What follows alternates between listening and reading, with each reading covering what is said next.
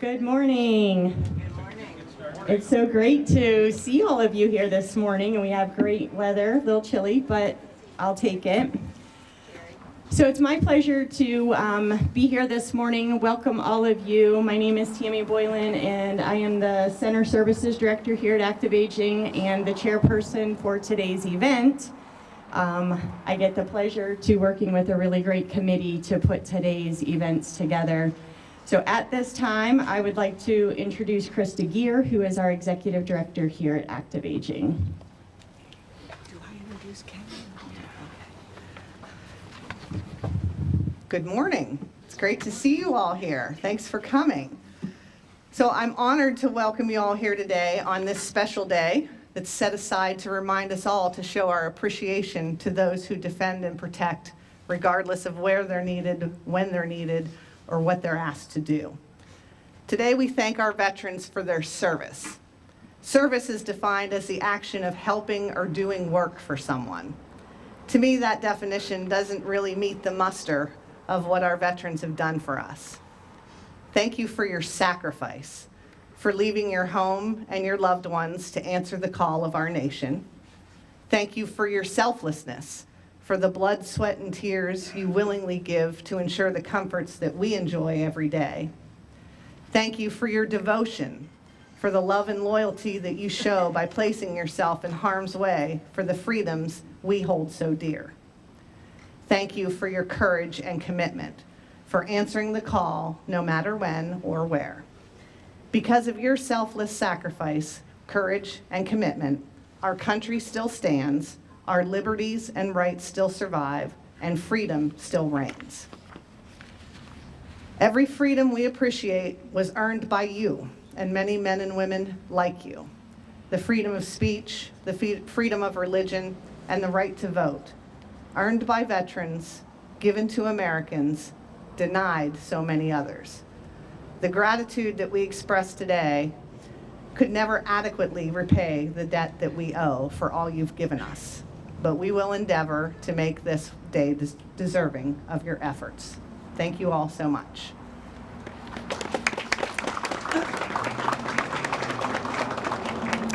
And now it's my pleasure to introduce Ken Johnston from Vantage Healthcare. For those of you that have been attending this event for several years, Vantage has been a major sponsor for us, and we are so grateful for their continued support. So Ken? Thank you, Tammy. Thank you, everyone, for coming out this morning, and thank you, Active Aging, for the consideration and opportunity to sponsor this event again. Today, we gather to express our profound gratitude and heartfelt appreciation for the men and women who have selflessly served our country, our veterans. Veterans Day is a time to reflect on their sacrifices, honor their service, and recognize the debt of gratitude we owe to the courageous individuals. Our veterans have stood on the front lines, defending the values and freedoms that we hold dear. They have endured hardship, faced danger, and sacrificed their time and, in many cases, their physical and mental well-being for the sake of our nation. Their commitment to duty, honor, and country is an inspiration to us all. It's important to remember that being a veteran extends far beyond their time in uniform. Many continue to serve their communities using the skills and discipline they've acquired in the military to make a positive impact in civilian life. This dedication to service is a testament to their unwavering commitment. We must also acknowledge the families of veterans who have endured long separations, constant worry, and the challenges that come with supporting a loved one in the armed forces. Their resilience and support are an integral part of the veteran's success. On this Veterans Day, let us remember that freedom is not free.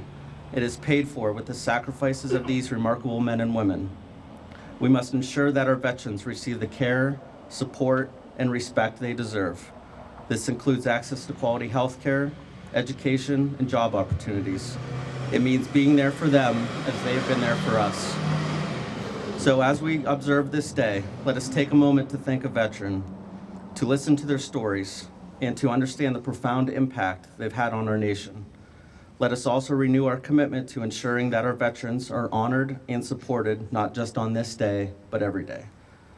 In conclusion, let us remember the words of President Abraham Lincoln. Honor to the soldier and sailor everywhere who bravely bears his country's cause. Honor also to the citizen who cares for his brother in the field and serves as best he can the same cause. To our veterans, we say thank you, and may we never forget the sacrifices you made for our freedom. Happy Veterans Day. God bless our veterans and the United States of America. Thank you.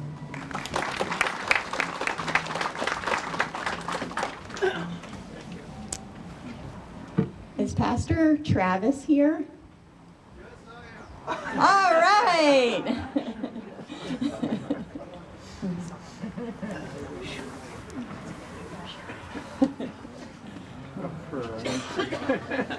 So it's my pleasure to introduce Pastor Travis from the Trinity Evangelical Lutheran Church to give our invocation this morning.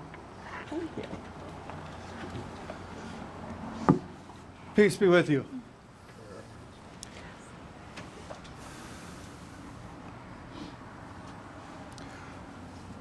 Gracious God, Almighty Father, we live in a fallen world. We are a fallen people. The fact that we are out here today honoring those that have been called to serve in conflict and in military service, even in peacetime, is a sign that we have not risen as a whole humanity to your call to love. But as we do so, we recognize the salvation and the peace that you have brought to us, the reconciliation you have brought to us in your Son, and the presence of your Spirit throughout the world. Because in the midst of conflict, there is also love. In the midst of conflict, there is also service. In the midst of division, there is our shared humanity. We ask you, Lord, to bless those who have risen to the vocation of serving others, the vocation of serving their nation, the vocation of trying through whatever means they can to bring peace to this world. That you will bring healing and wholeness to all our veterans, all those who serve. That you will bring healing and wholing to all the nations and put an end to the conflicts that make their work necessary. That you will bring hope to this world, that you'll bring light to the people, that those who have given of their youth and of their time, of their minds and of their bodies, that they will find your presence in their lives. Help us, O Lord. Help us, O Lord, to allow those who have served to find your grace and your presence among them. May their willingness to step forward and sacrifice themselves for others be a model to everyone in all vocations to understand that what we do in this world isn't just for ourselves. Giving up of one's time, one's present and one's future to ensure the future of others is a noble calling. Help us all, regardless of what we do, to look upon them and understand that contending with the sin of this world can often be a painful thing. Heal our divisions, unite our nation, unite all who call on you. Unite this world in your light, in your wisdom, and in your peace. In the name of our holy Lord we pray. Amen.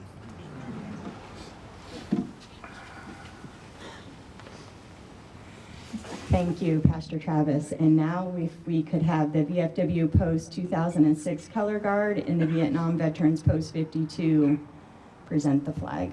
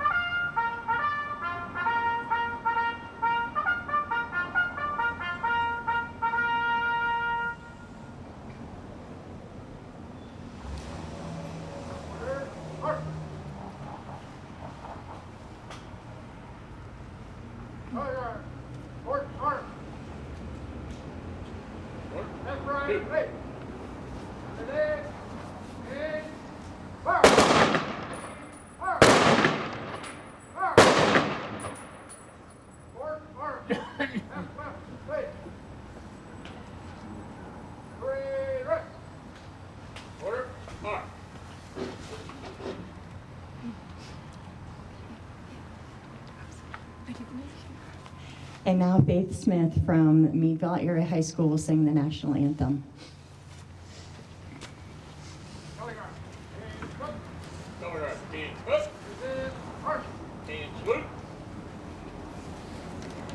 Oh, say, can you see by the dawn's early light what so proudly we hailed at the twilight's last gleaming, whose broad stripes and bright stars through the perilous fight o'er the ramparts we watched were so gallantly streaming, and the rocket's red glare, the bombs bursting in air, gave proof through the night that our flag was still there. Oh, say does that star-spangled banner yet wave o'er the land of the free and the home of the brave?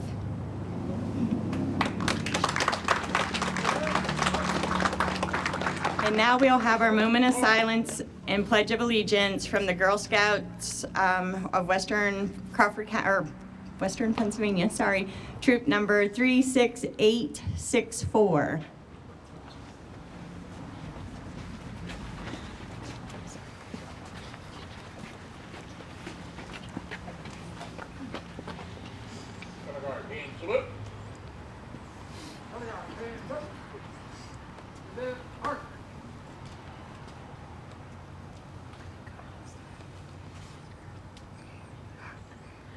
pledge allegiance to the flag of the United States of America and to the republic for which it stands, one nation, under God, indivisible, with liberty and justice for all.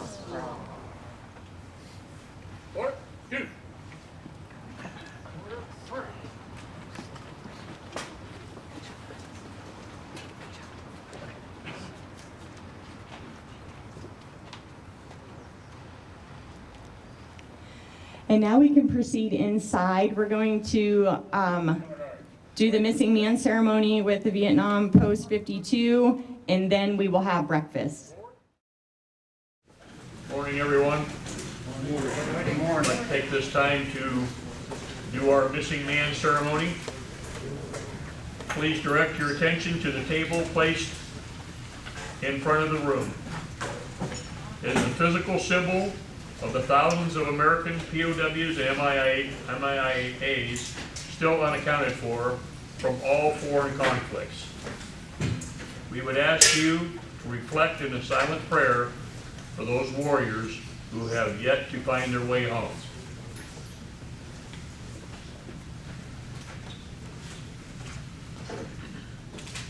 Now we would like to explain the symbolism of this ceremony as the veterans of the Vietnam War Post 52 Honor Guard places the items upon the table. Those who have served and those who are currently serving in the uniformed services of the United States of America are ever mindful that the sweetness of enduring peace has always been tainted by the bitterness of personal sacrifice. We are compelled to never forget that while we enjoy our daily pleasures, there are others who have endured and may still be enduring the agonies of pain, deprivation, and imprisonment. A reminder for us all to spare no efforts to secure the release of any American prisoners from captivity, the reparation and the remains of those who died bravely in defense of liberty, and demand a full accounting for those missing in action. We call them comrades. They are unable to be with their loved ones and families, so we join together to pay humble tribute to them and to bear witness to their continued absence. The table is small, symbolizing helplessness of one prisoner, alone against their oppressors. The tablecloth is white, symbolic of the purity of their intentions to respond to their country's call to arms.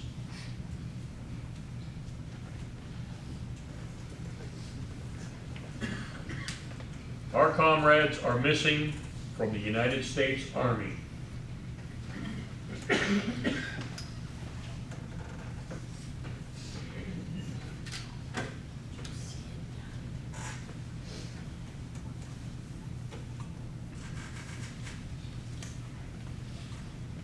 Our comrades are missing from the United States Navy.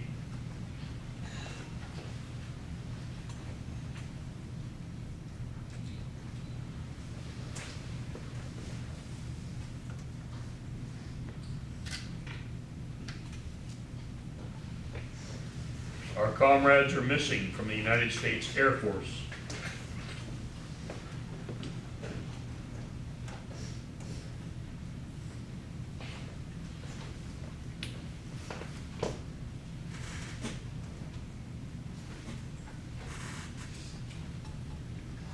Our comrades are missing from the United States Marine Corps.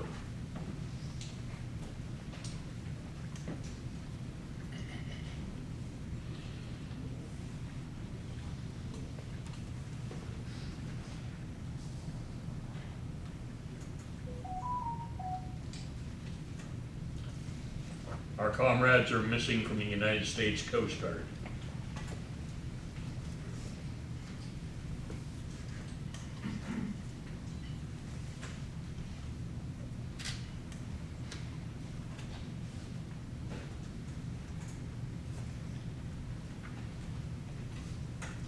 The The single rose in the vase signifies the blood they may have shed and sacrificed to ensure the freedom of our beloved United States of America.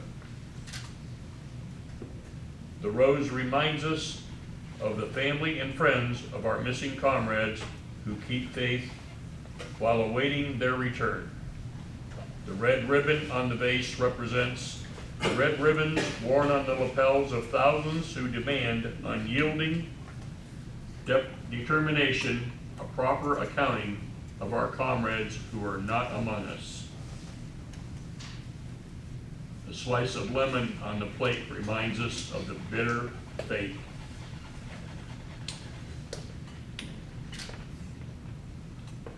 The salt sprinkled on the plate reminds us of the countless fallen tears of families as they wait.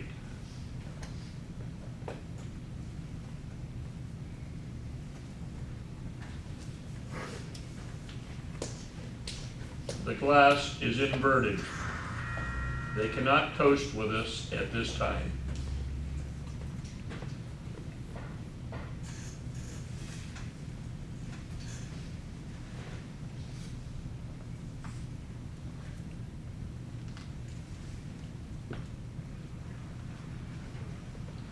The Bible is placed prominently on the table. The Bible represents the strength gained through faith to sustain those lost from our country. The United States was founded as one nation under God. The chair is empty. They are not here. The candle is reminiscent of the light of hope that lives in our hearts to illuminate their way home, away from their captors to the open arms of a grateful nation.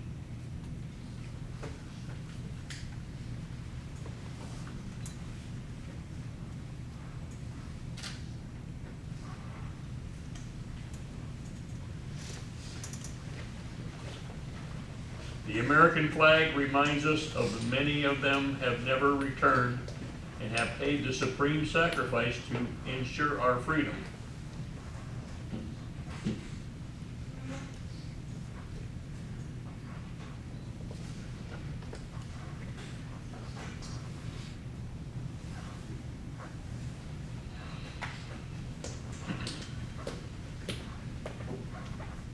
Let us pray to the Supreme Commander that all of our comrades will soon be back in our ranks. Let us remember and never forget their sacrifices. May God watch over them and protect them and their families. And may each of us live worthy of their sacrifices in the way that we love and serve.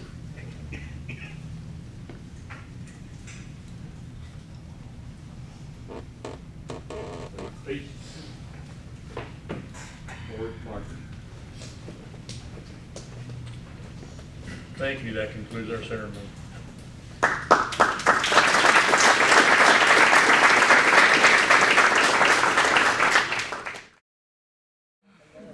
So it's great to have you all here today. I love looking out and seeing so many veterans and so many people here for our program. Makes all the time well worth it. So I would like to thank our Veterans Committee that has put this event together for us today. And so could our committee members stand up? I'd love for us all to give them a round of applause. You gotta stand up. Yes.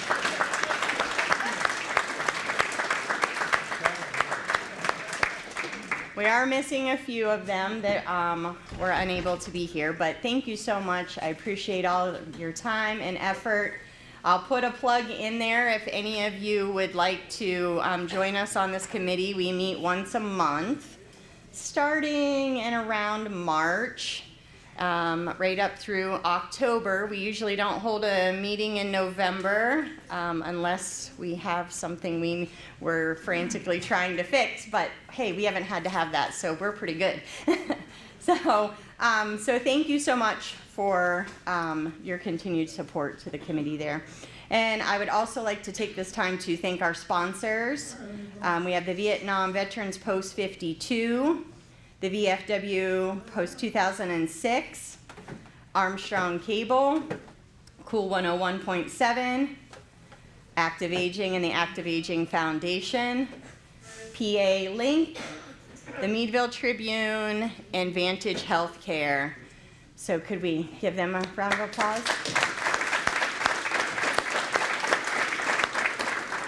Without our sponsors, we really couldn't do this today. So if you're out and about, make sure you thank them. And I would like to say that if you have family members that are unable to see this today, Armstrong does air this program throughout the year on channel 100. And if you don't want to just take your chances on finding that, you can go to YouTube and search Armstrong Neighborhood Channel, and you can view the event that way. So I know that there's going to be some family members unable to attend the event later this afternoon. So it'll be a great way for them to be able to see the program. So thank you again to our sponsors. And so now I would like to introduce our first speakers, Sandy Porter and Dr. Abe Fenton. So when we've, probably about our very first meeting, if not the second meeting, Abe said, "Hey, I have an idea for a speaker."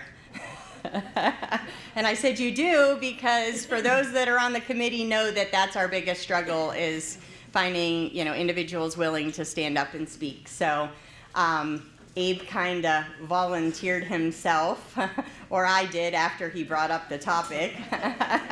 And then, of course, we roped Sandy in. So Sandy Porter is a local historian. He serves on many different boards, including the Railroad Board. He's the vice president of the Historical Association. He's on the board for the John Brown Association, has done many archaeological digs at the John Brown Tannery. He is a Vietnam veteran, having served 3 years in the Marines, and of course he is a part of our Veterans Committee. And Dr. Abe Fenton has his BS in biology from Juniata, his DDS from Penn Dental School. He is a part of our Veterans Committee. He served 3 years in the Navy and 20 years in the reserves. So if you'd help me welcome Sandy Porter and Dr. Abe Fenton. They're going to be presenting our program today on the Hunley, which is fascinating. So I hope you all enjoy it as much as I did learning.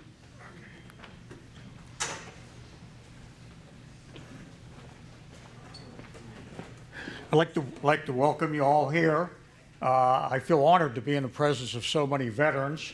I'm reminded of a quote, for those who have fought for it, life has a special meaning that the protected will never know. It's always impressed me. Today we're going to do a program on probably one of the greatest naval adventures of the Civil War, on the Hunley. I'm going to do the first half of the program discussing what the Hunley was, how it was built. Dr. Fenton will pick it up from there, and we'll go with the recovery and restoration. I appreciate if you hold any questions you may have when I'm done, when we're both done. Feel free to ask us any questions that you like. As I say, this is going to be about the Confederate submarine, the Hunley. You can see an image of it there. On the moonlit night of 17th of February, 1864, at around 8:45 p.m., the Union frigate Housatonic was attacked and sunk outside of Charleston Harbor. The cause of the attack was the Confederate submarine, the Hunley. It became the first successful attack and sinking of a warship in the history of the United States. And it was also the first American submarine to sink a ship before World War II. So it is a very significant piece of history. Today, about a quarter of the world's countries have submarine fleets that prowl the world's oceans with nuclear missiles. And it all started with the Hunley. So with no further ado, I'm going to give you a little history of submarines. if we could go with the next. Leonardo da Vinci, believe it or not, came up with a design for a submarine. This was his design, his idea of what a submarine. But he didn't tell anybody about it because at that time it was considered unethical to attack a ship from under the water, believe it or not. So he never really told anybody about the design that he had created. But next one. During the Revolutionary War, a one-man submersible was designed. General Howe had his ships out in the harbor of New York, and they wanted to attack those ships. So they came up with the idea of they called it, the one-man submarine called the Turtle. Next one. Actually, I don't know why they didn't call it the Clam, because it looks like a clam, but they called it the Turtle. And as you can see here, they had ballast tanks, and they had about 150 pounds of gunpowder on the back end. The idea was that, and the propeller was the first time they used a screw propeller. The idea was to go up beside the ship, go under the ship, and with this top one, they would screw into the bottom of the hull and attach the explosive device. But as things usually go, it went wrong. What they didn't realize was the British ship had a copper hull. So he gets up underneath the ship. He's fighting the currents to begin with. He's having a problem. He gets up underneath the ship. It doesn't work. So he decides it's time to hightail it. So he comes up to the surface. The British saw him. They got in a rowboat and they chased him down, chased him out of the harbor. He finally got away from them. He released the explosive device and created a hell of an explosion, but he didn't do anything. So it didn't work too well. And the speed of that would probably, you figure about 2 to 3 miles an hour. That's like going like this. So you're really, and imagine just cranking that. So that was part of the problem. And the ship that it attacked actually was the Eagle, which was General Howe's flagship. And they thought that would be a great coup if they could sink that ship, but it just didn't work out. Which brings us up to the beginning of the Civil War. And next one. Beginning of the Civil War, which you're all familiar with, Winfield Scott came up with the idea, what he called this the Anaconda Plan. The idea was the South depended on export-import for their livelihood, cotton especially. They would ship cotton to England. So this was their livelihood. Winfield Scott came up with the Anaconda Plan. He would block all of the harbors and the rivers. And the Mississippi River was, you had New Orleans down here, you had Charleston, and so this was the Anaconda Plan. And basically they wanted to just shut off all, strangle the South. And it worked. So in New Orleans in 1863, New Orleans, Admiral Farragut went down, he captured New Orleans, and Charleston Harbor was blockaded, and there were about, go to the next one. If you see Charleston Harbor, if you've ever been down to Charleston, you have Fort Sumter in the middle, here's the main thing, and you have the Fort Wagner. You've all seen the movie Glory. Well, Fort Wagner was right here, and that was the one that the federal troops attempted to storm, which they failed at.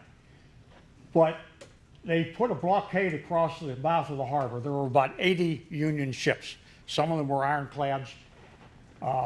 This was the age of transition for both armies from the wooden ships to the ironclads. It was quite an innovative thing. So the Confederates are basically, the harbor's blocked. They can't get in or out, and they've got a problem. And the Union started to shell them. They sat out in the harbor. They shelled Fort Sumter almost to oblivion, and they were shelling Charleston. So they had a major problem there. Now, the one problem that the Federal ships couldn't go into the harbor. Ingeniously, the Confederates came up with what they called it a torpedo. We call them naval mines. They were basically a wooden keg with dynamite and a fuse on it. Well, put these out in the harbor. So the federal ships couldn't actually go into the harbor. They had to stay outside of the harbor, anywhere from 2 to 4 miles outside the harbor. And this is what they used. They call them torpedoes. We call them mines today. Next one. There's an idea. They would float those out in the harbor. And so that kept at least that kept the federal ships out of the harbor. Next one. So they decided to come up with a way to try to break the blockade. This is what they call, the Confederates came up with this idea. It was called a ram. And basically, they experimented with electrical power. They tried to do something, but they couldn't figure out a way to power these ships. So the first ones that came out, of course, they're steam driven. The problem there is you can't go under the water. So they would be at water level, but you've got smokestack sticking up, which is not a good thing. If you're trying to sneak up on somebody, not the way to do it. Next one. This is an idea of what they look like. So you can imagine being inside of one of these, a crew. It's going to be hot. It's going to be dirty, just a miserable thing. And they use these what they call the rams. Next one. Here's an idea, give you some scale. Wasn't a lot of room in them. This was like an area where the captain could look out. The next one. So they really, if you're trying to sneak up on, this wasn't going to do the job. And they used what they called a spar torpedo on them. Next one.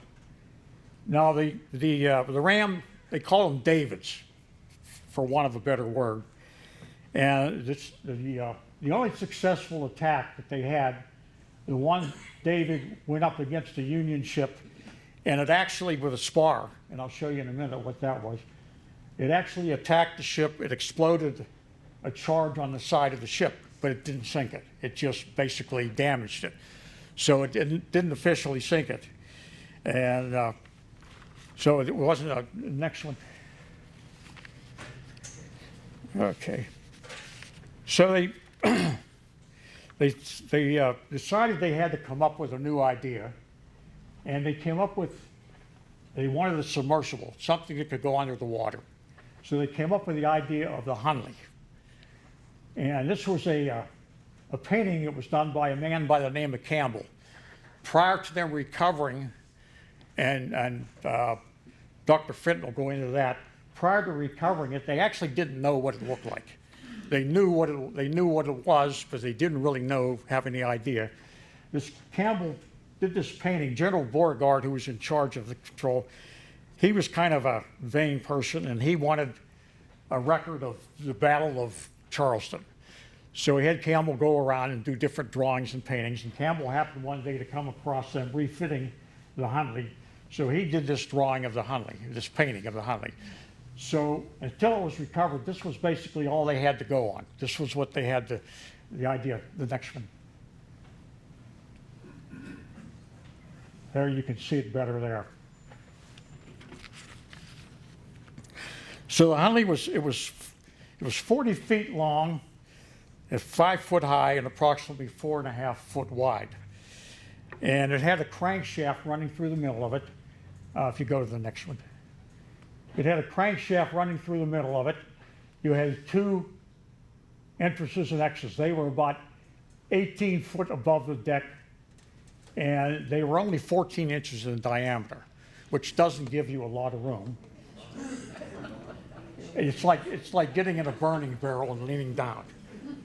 And it was they originally thought it was made from a boiler, but after they recovered, they found out it was made from iron plates. Very ingenious.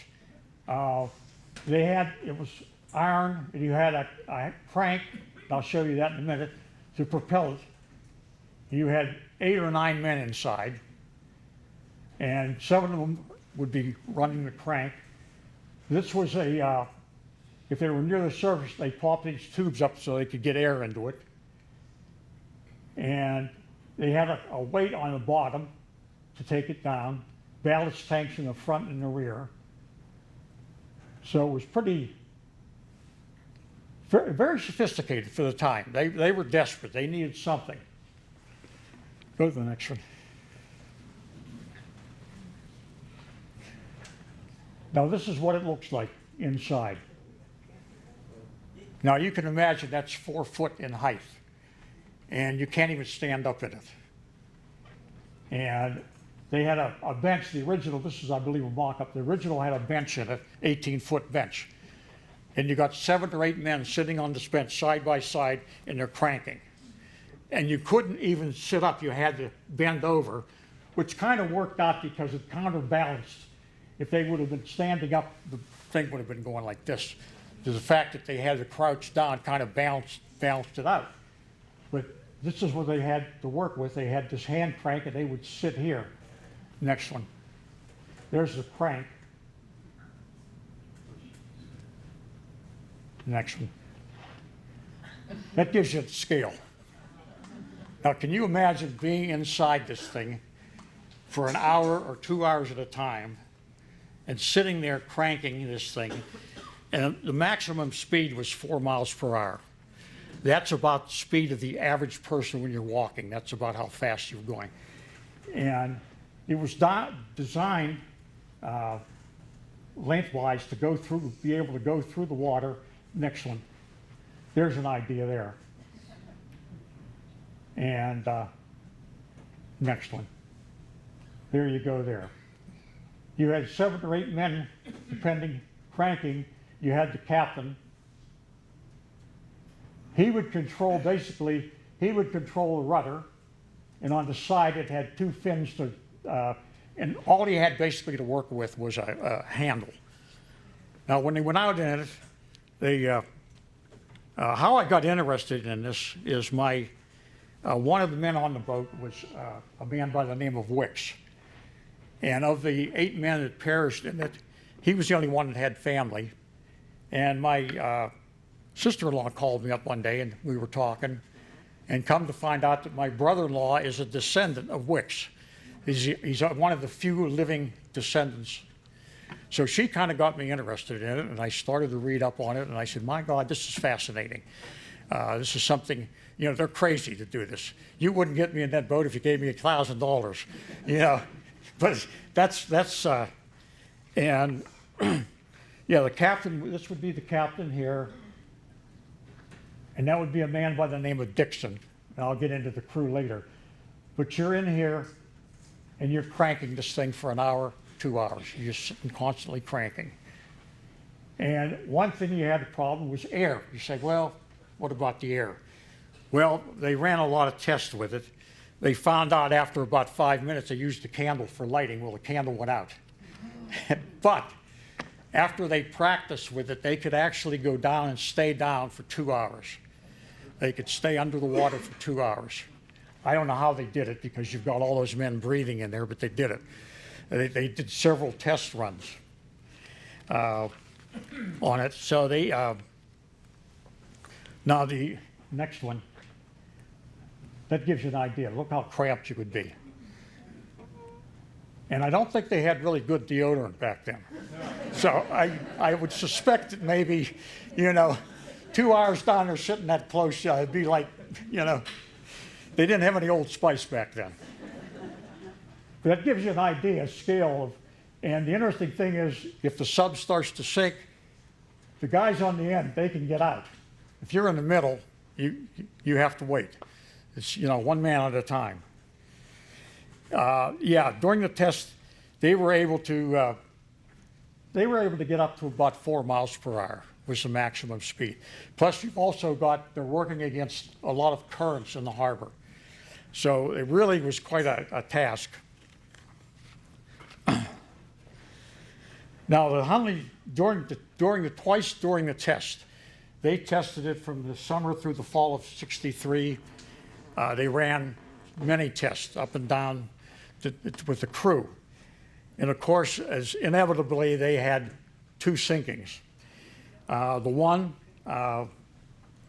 that they went on, they went out in the harbor, and the first thing they were going to try to do, instead of using a spar torpedo, next one. Now, just to give you an idea, that's the hatch. 14-inch diameter. Not a lot of room, one man at a time. Next one. Now here's what the spark torpedo, this is inevitably what they ended up with, was putting about 100 pounds of dynamite on the end of a 16 or 17-foot spar. But prior to that, the way they wanted to do it was they wanted to put a 100-foot rope behind the submarine, pull an explosive charge, go underneath the ship, come up on the other side, and pull the charge into the side of the ship. Well, that created some problems. A couple of times, the line got hooked in the propeller of the ship. So they decided this wasn't a good idea. Plus the fact that in the harbor, sometimes it was shallow water. And with the draft of the ship in the shallow water, how are you going to go underneath the ship? So they kind of poo-pooed that idea and said, we're not going to use it, we'll go with the spark torpedo. Now, one of the accidents, when they were training with it, the one accident, they were beside the wharf and the hatches were open, and they think a passing ship went by and the wake flooded the ship, went into the hatches, flooded, it sank. 2 of the men got out, 6 of them died. And the other time was the Indian Chief was a ship they used for a practice ship, and Hunley, who was the creator of the ship, was in it, and they went underneath the practice ship pulling, and they never came up. And it was about several weeks later they finally raised the Hunley. Now, the Hunley was originally built, the prototype they built in New Orleans, and it was called the Pioneer. And it was built by these 4 men, James McClintock. He supplied the design for it. Hunley was the money man. He was the guy that had the money. He was kind of an entrepreneur, jack of all trades. And he supplied the money for it. And William Alexander, he was the engineer. And they built the prototype in New Orleans called the Pioneer in 1861. But to their dismay, Admiral Farragut comes down the Mississippi River and captures New Orleans. Same time as the Battle of Gettysburg. Well, they had to scuttle it. They didn't want it to fall in Union hands, so they never really got to use it. Hunley was supplying the money to use this ship, but he also had his own personal reasons because he figured if he could break the blockade and he could get ships out, he could make a lot of money running the blockade.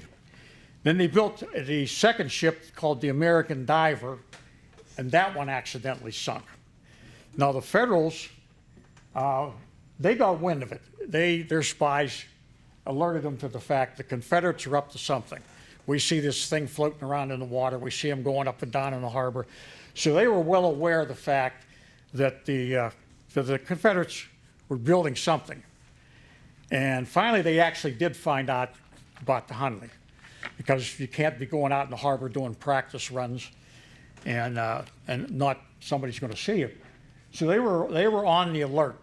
They knew the Confederates had something, so they advised their men. Some of the ships dropped chain link over the side of the ship to protect them. But the Hunley was built. Now the Hunley, finally, they ended up going to Mobile, Alabama, and it was built in Mobile, Alabama, and it was transported by rail in August of 1863 to Charleston. Now it gets to Charleston, and at the time when they trucked it to Charleston, the commanding officer in charge of the defense of Charleston was General Pierre Gustave Toutant Beauregard. Yeah, aristocracy. He was quite a famous general, quite arrogant, pompous. He was quite a character. The irony of it was that Winfield Scott, who set up the Anaconda Plan blocking Charleston Harbor, and Beauregard was in charge of the defense of Charleston, used to date Winfield Scott's daughter. So there's kind of a little irony there in the history. And as soon as the Hunley got to Charleston, Beauregard took charge. You know, you would think it would have gone to the Navy. but he basically took charge of it. He said he's in charge. Now, another interesting thing was the Hunley was never, you'll see it in some books, it's called the CSS Hunley, Confederate ship. It never was a Confederate ship. It was privately built, privately owned. So it never got the title of CSS Hunley because it wasn't officially in the Confederate Navy. It was a private ship, but of course they used it. So next one. So this is the spar torpedo, and very simple thing. It was a basically 16 or 17 foot wooden spar.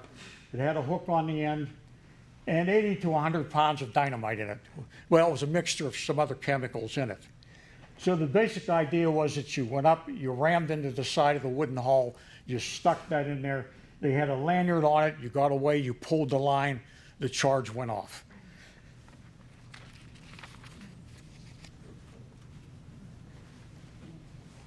So on the night of the, so they practiced with this thing. They finally got to the point where they were fairly efficient with it, the cranking, and they finally got to the point of, next one. That's General Beauregard there. He was kind of a ladies' man, and he was very, like I say, he wanted to make a name for himself. He thought this was a great idea. That the Hunley, this was something, but after the 2 sinkings, he said he was a little reluctant to continue with the Hunley. He said it's more dangerous to those who use it than to the enemy. So he was kind of reluctant to use it, but they talked him into it. They said, look, we can do this. So he kind of gave him the green light to go ahead and do it. Next one there. So on the night of the February the 17th, 1864, Lieutenant George Dixon, with a crew of volunteers, and 2 of them were Army Dixon, and another one were Army, and 5 of them were from the Navy. They went over to, they needed volunteers, more volunteers, and they suggested they go to the Indian Chief. It was a ship, a training ship.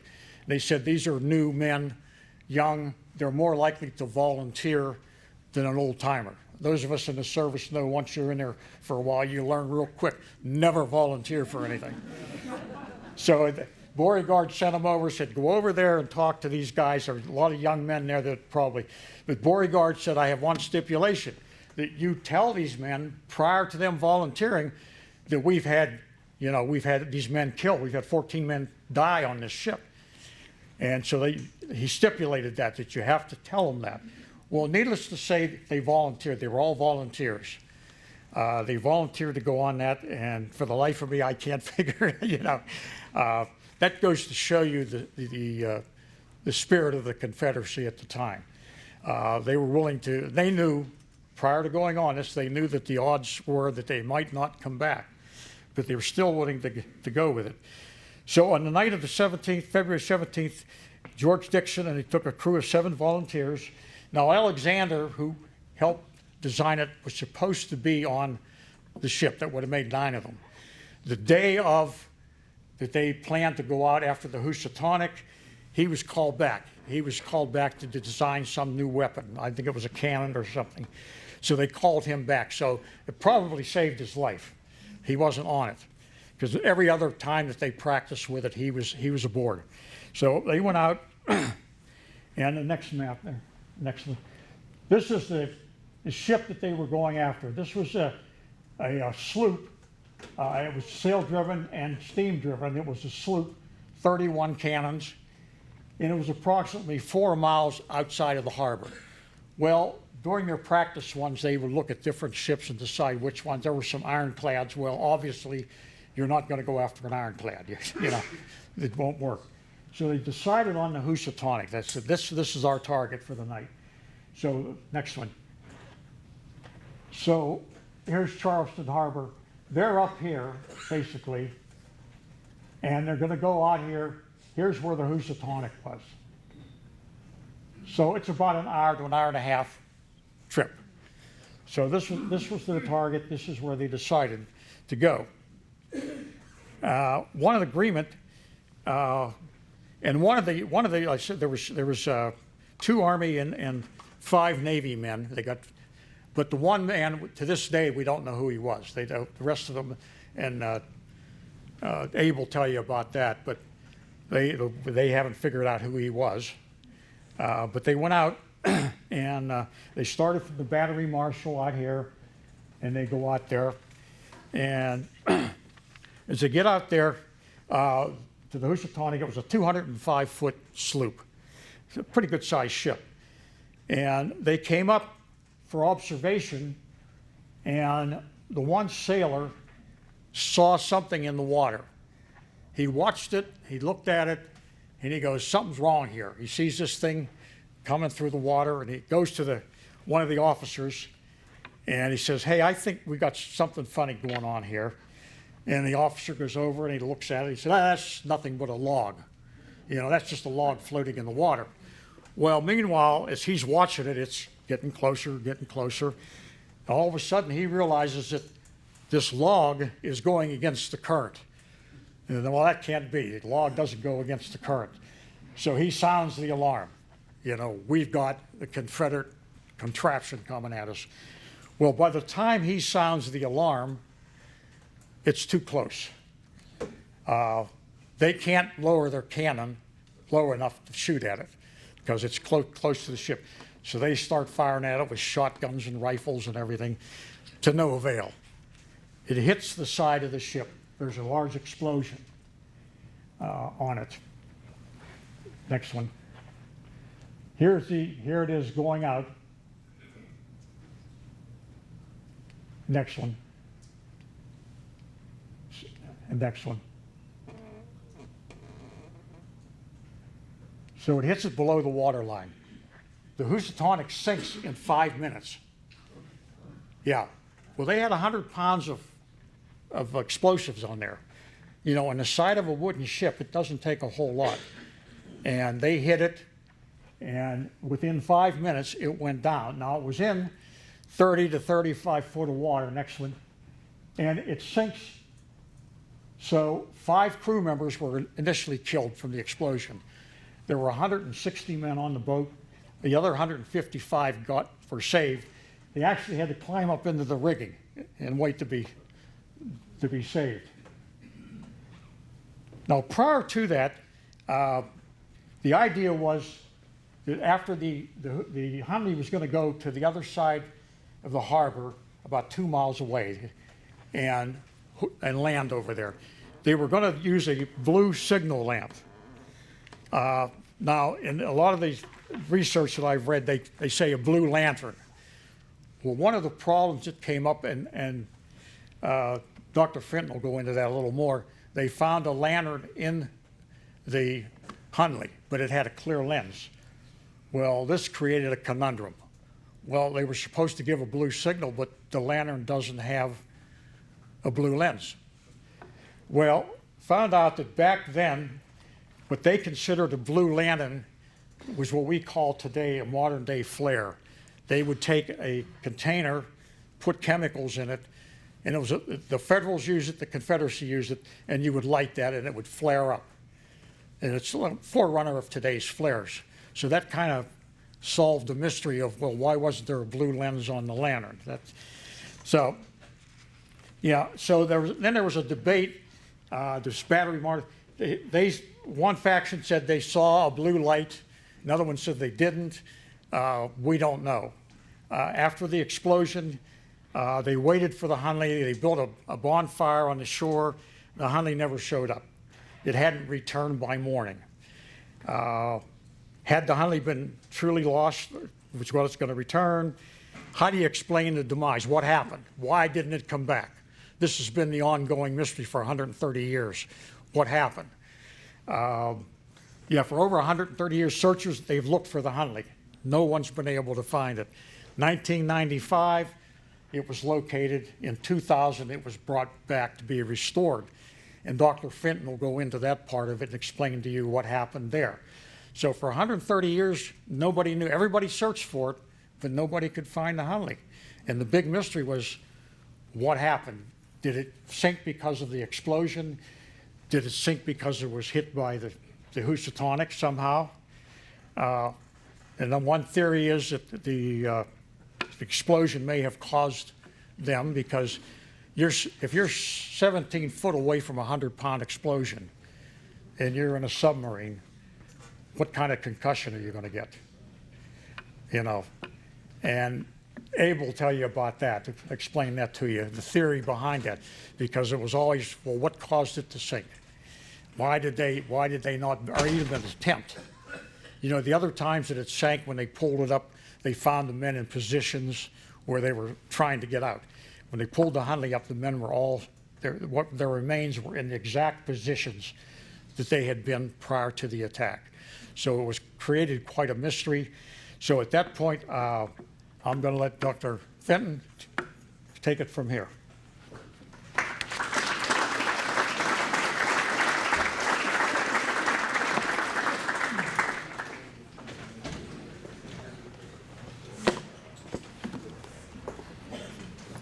Thank you, Sandy. And thank you all for your service. What a fantastic story. Can you all hear me? Yeah. One can't make up a wilder tale than what unfolded in February of 1864. A Confederate submarine successfully sinking a Union warship, the USS Housatonic, a 1,240-ton steam-powered sloop of war with 12 large cannons, 30-some in all, stationed outside Charleston Harbor as part of the Union blockade. It's a tale of 3 cities, as Sandy pointed out, and 4 men.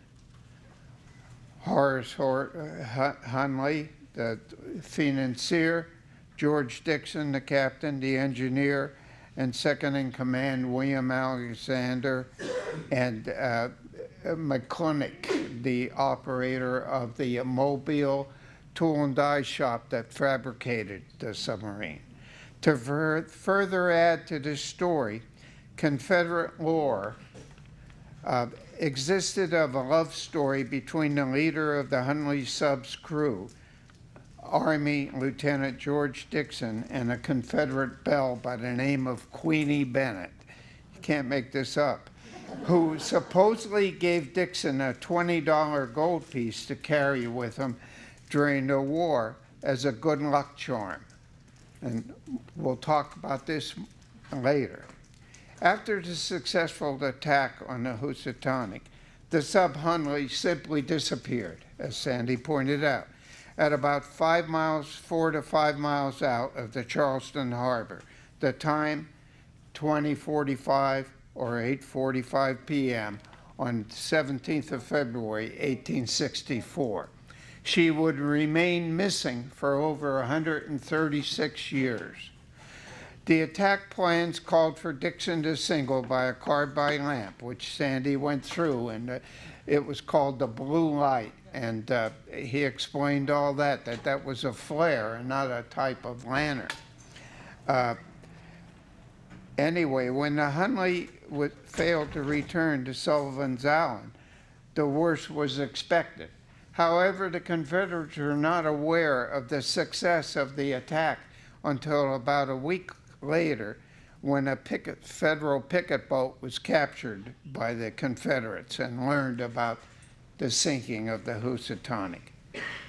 The cause of the loss of the Hunley was assumed to be a malfunction of the torpedo.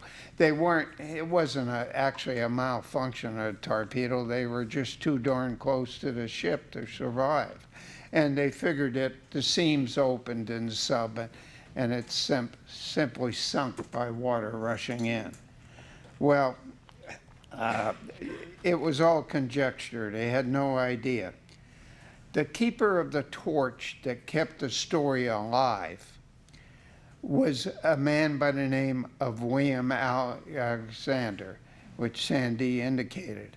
He was born in England. He was an admirer of the British submarine service, and really was, they were experimenting early on. And he came to America. He was a writer and came to the States to serve in the Confederates. He was a great admirer of the Confederate cause.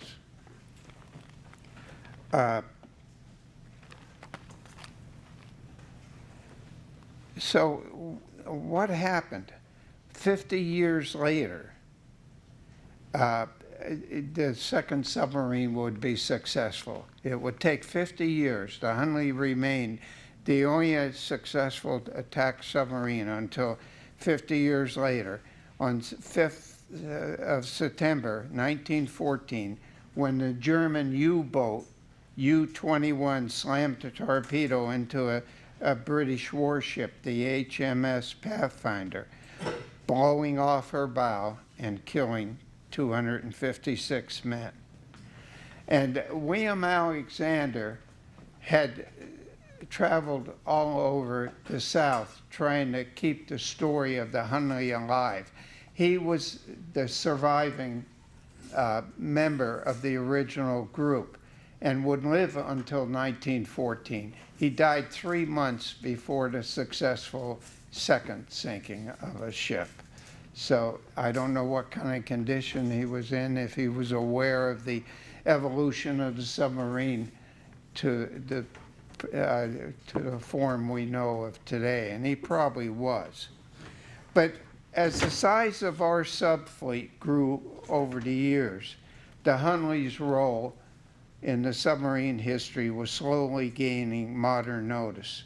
In October of 1937, Navy Lieutenant Harry Kolnitz, a Charlestonian, wrote an article in the U.S. Naval Institute Proceedings declaring that the Hunley's attack on the Housatonic was the debut of the underwater craft as an actual factor in naval warfare. He would also propose that the cause of her loss might be a premature explosion, may have capsized the little craft, causing the open ballast tanks to spill their water into the center of the sub, beyond the control of the pumps. It was another theory of why she sunk. So we had the two theories. Following World War II and the emergence of the Cold War, Charleston Navy Yard became a submarine base for decades. Subs would slip in and out of the harbor on the surface, becoming a common sight to the citizens. And they would practice dropping their anchors right near the location of the Hunley. Why it wasn't damaged is a miracle. Also, in the meantime, they had built stone groans or stone jetties were constructed between 1870 and 1880 to try and keep the harbor channel open from the strong currents, as Sandy indicated. So we come to 1957, and Rear Admiral, retired at the time, Robert Simmons, was living in Charleston. He was retired from the command of the ammunition depot at the Navy Yard in Charleston. And he tried to get the Navy, the U.S. Navy, interested in finding the Hunley. He learned that the Atlantic Mine Force fleet used to, minesweepers used to do their spring practices, training exercises in Charleston Harbor. And he challenged them to find the Hunley. He had done some research and figured it was near the Housatonic because in the 1870s, prior to demolishing the remains of the Housatonic to clear the channel area, they would set explosions off. And they noted at the time that the Hunley was nearby, out towards sea. And, but no one paid attention. And the Navy By late spring in '57, the minesweeper USS Android picked up a large anomaly on its sonar where Simmons said the Hunley should be. But the murky water was too much to divers to explore. Simmons was elated. He was sure that the sub could be raised. But the Navy said that the hunt would have to proceed at some future indefinite date as time and official assignments allowed. Well, that date never came. The Navy never bothered to look for it. On a fall day in 1970, a trawler, the Miss Inna, was chugging along in calm seas a few miles outside Charleston Harbor. Captain Joe Porcelli and a few friends were checking on fish traps he had earlier set. Their location was marked by buoys. One trap line proved to be stuck, snagged on something on the ocean floor 27 to 30 feet down. Edward Lee Spence, a professional diver, 23 years old, was aboard for a relaxing cruise. The young man volunteered to dive down and pull the trap free. He did so, followed the buoy line down, and freed the trap. But he found it was lodged on a metal edge in the bottom of the sea, and couldn't figure out what that would be. And then he realized it must be the Hunley because it was a man-made structure and there was nothing other than wrecks in the bottom. And when he reached the trap, he freed it, but he also released the chum, the fish bait inside. So in fear of the sharks that would be attracted by the released food, he shot up to the surface and jumped on the ship, on the boat, claiming that he found the Hunley. Well, he was filled with euphoria, and he thought he had made the greatest Civil War find of all time. This was in 1980. The euphoria soon turned to fear, for as he jiggled the trap free, the chum, the bait, was as I said, attracting the sharks. So Spence made the rough calculations as to the site and took a map and marked an X on the map where he thought the Hunley was. And he made a claim that he found the Hunley. But it began 30 years of frustration. He had no photograph or other experience to offer. He appealed to all the government agencies and filed a claim on a Hunley in federal court in Charleston, a claim that was never heard. No one was interested in searching for it. Spence returned to the site of his discovery several times, never finding the Hunley again. It was no surprise to him, knowing that the currents were so great and the shifting sands would cover it over right away. He would have luck elsewhere finding shipwrecks, but he couldn't put proof to what he considered his greatest find. But Spence did one thing other. He kept the Hunley story alive and attracted other hunters into Charleston. And one old salt who was reputed to have the Midas touch by the name of Clive Cussler was attracted to the search.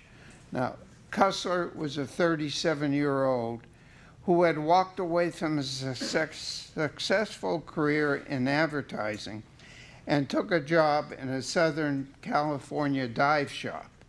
The year was 1968. He had one purpose in life, to write.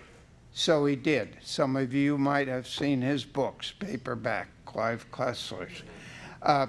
He pounded out tales of a literary character called Dirk Pitt, who would hunt for lost treasures in a series of books.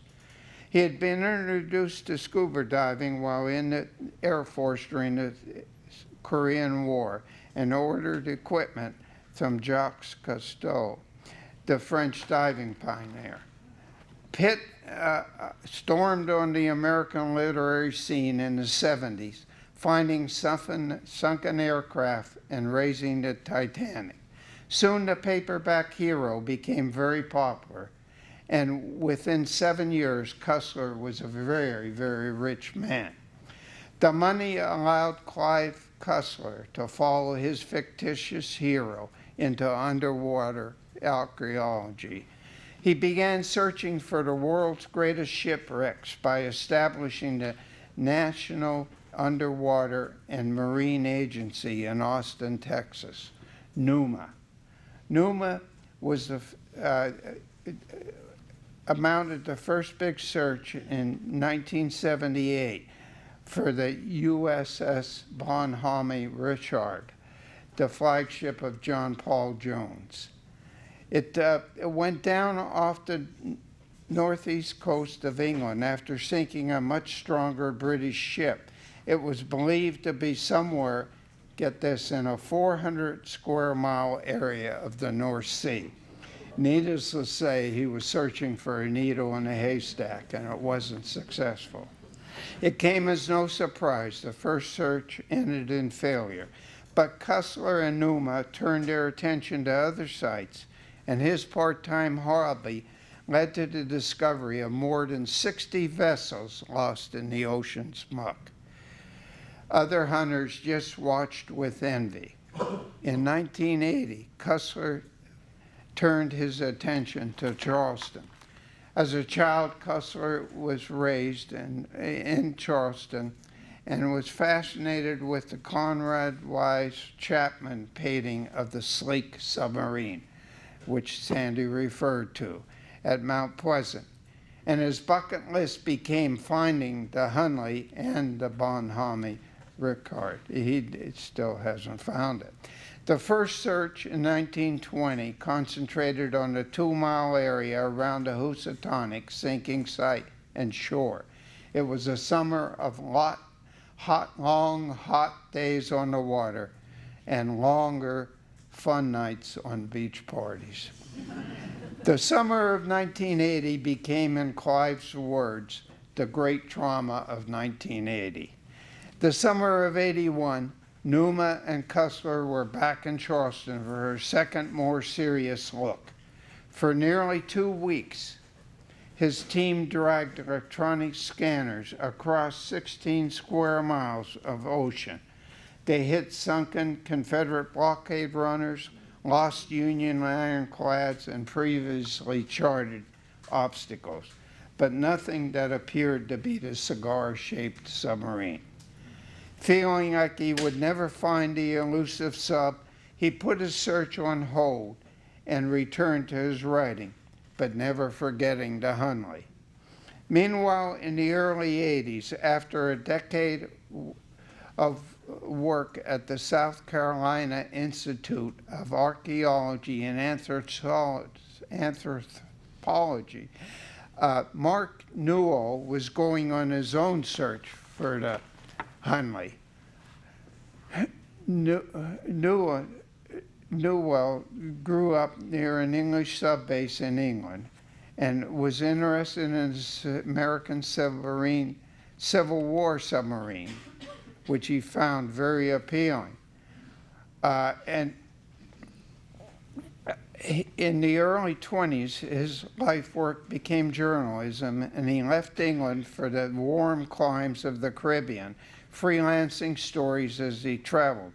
At that time, he became involved in sport diving as a hobby and marveled at the world beneath the sea's surface. In 1972, Newell moved to Aiken, South Carolina, and joined a unit of the Sons of the Confederate Veterans, stirring up his interest in the Hunley once again. With his SCV friends, he began research into the search for the missing sub. His trips to the Charleston for weekend searches focused on the waters between Housatonic and the harbor mouth. He landed a job with the South Carolina Institute of Archaeology and Anthropology. And SECA was the state's lead agency responsible for locating, studying, and recovering historical artifacts, having a strong hold over all the divers, issuing the permits that allow treasure hunters and archaeologists to search for anything in the South Carolina waters. In 1992, Cussler talked with Newell about a joint search for the Hunley when he applied for permits he needed for another Hunley search. So they proceeded to a team effort. The SECA would use Cussler's money, and Clive would not have to worry about government red tape. They agreed to meet in the late summer of 1994 with a small fleet of boats, a dozen divers, and the latest high-tech sensors that money could buy. It would be the biggest and most advanced expedition ever launched to find the submarine, and it would end in a disaster. On paper, the plan looked simple enough. Cussler and his NUMA team and his money would use their info gathered in the 80 and 81 searches to relocate 11 possible sites they had located in their trips, marking them with buoys. Then the SECA boat with Newell would follow and send divers into the water to probe the sites.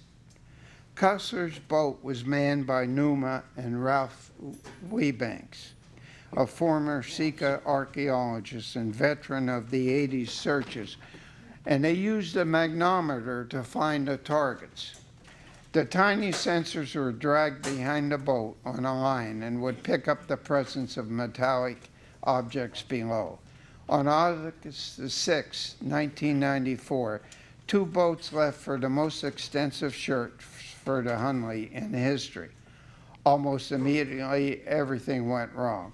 Newell suspected Cussler and his group weren't sharing all their information, further feeling that Wiebanks, whose job he had taken at SECA, would try to poison his relationship with Cussler. Cussler and Wiebanks had their own misgivings. They immediately sensed that Newell and his crew didn't have the expertise or the experience to lead an underground search, an underwater search. They were amazed at Newell's band of divers. Outside of a bright young graduate, archaeology student, an experienced diver named Harry Pecorino III, Newell had invited mostly a handful of amateurs, mostly members of the Sons of Confederate Veterans, to take part on the search. On the first morning, the volunteers showed up at the dock, suited in an array of diving gear. All had silver knives at their sides. One wore red cotton sweatpants from the Kmart as his wetsuit. Another outfitted with gear that was stored in a garage for over 20 years. Practically none were certified or even experienced divers. Carol Nair, SECA's dive safety officer, took one look at the ragtag group and refused to take responsibility for the crew. Diving off Charleston is complicated. Currents are exhausting. Visibility is often near zero. Divers have to see with their hands, feeling along blindly on the bottom with clouded conditions, increasing as the silt is kicked up by dredge hoses, stirring up the sand. A dangerous business, but Newell's divers had Dirk Pitt-like confidence, thinking it would be an easy find. Slowly, the teams fell into a working pattern, probing the sites. One promising site near the Housatonic was rejected after a thick layer of oyster shells prevented divers from getting close. For a while, Pecorelli had tried to penetrate the oyster bed, but Newell called him off after an insufficient search. The major problem of the joint effort was Newell's insistence that the research had led him to believe that the Hunley had to be within 2 miles of the beach, because that was the range that the lanterns at the time had. But Cussler had learned from hard experience and 60 successful recoveries that shipwrecks were never where they were supposed to be. The straw that broke the camel's back came when one of Newell's divers panicked and had to be rescued by Pecorelli. The Sika safety director immediately shut the search down. Newell appealed to Cussler for funds to search where he knew the Hunley had to be, close to shore. In the days following the search closure, Newell began to accuse Cussler of preventing him finding the sub, accused him of not being serious about archaeology, just a gory hunting millionaire. Newell went public with his feelings after the search in a story in the papers in Charleston, blaming Cussler for preventing him from discovering the Hunley. It was over. A furious Cussler ended all contact with him. Immediately wondering if he would ever find Hunley, Clive Cussler refused to give up. He continued to fund Will Banks and his dive partner, Wes Hall, to continue a quiet search, providing them with areas to search. Cussler at this time had spent over $130,000 in dive bills. On May the 2nd, 1995, Will Banks, Cussler's lead diver, reached out to Pecorelli, the talented young man from Sika team, and asked him if he wanted to join the search. He would be the grunt man, the first man in the water to probe the sites, but would be paid handsomely by Cussler for his efforts as they were. His response, hell yes.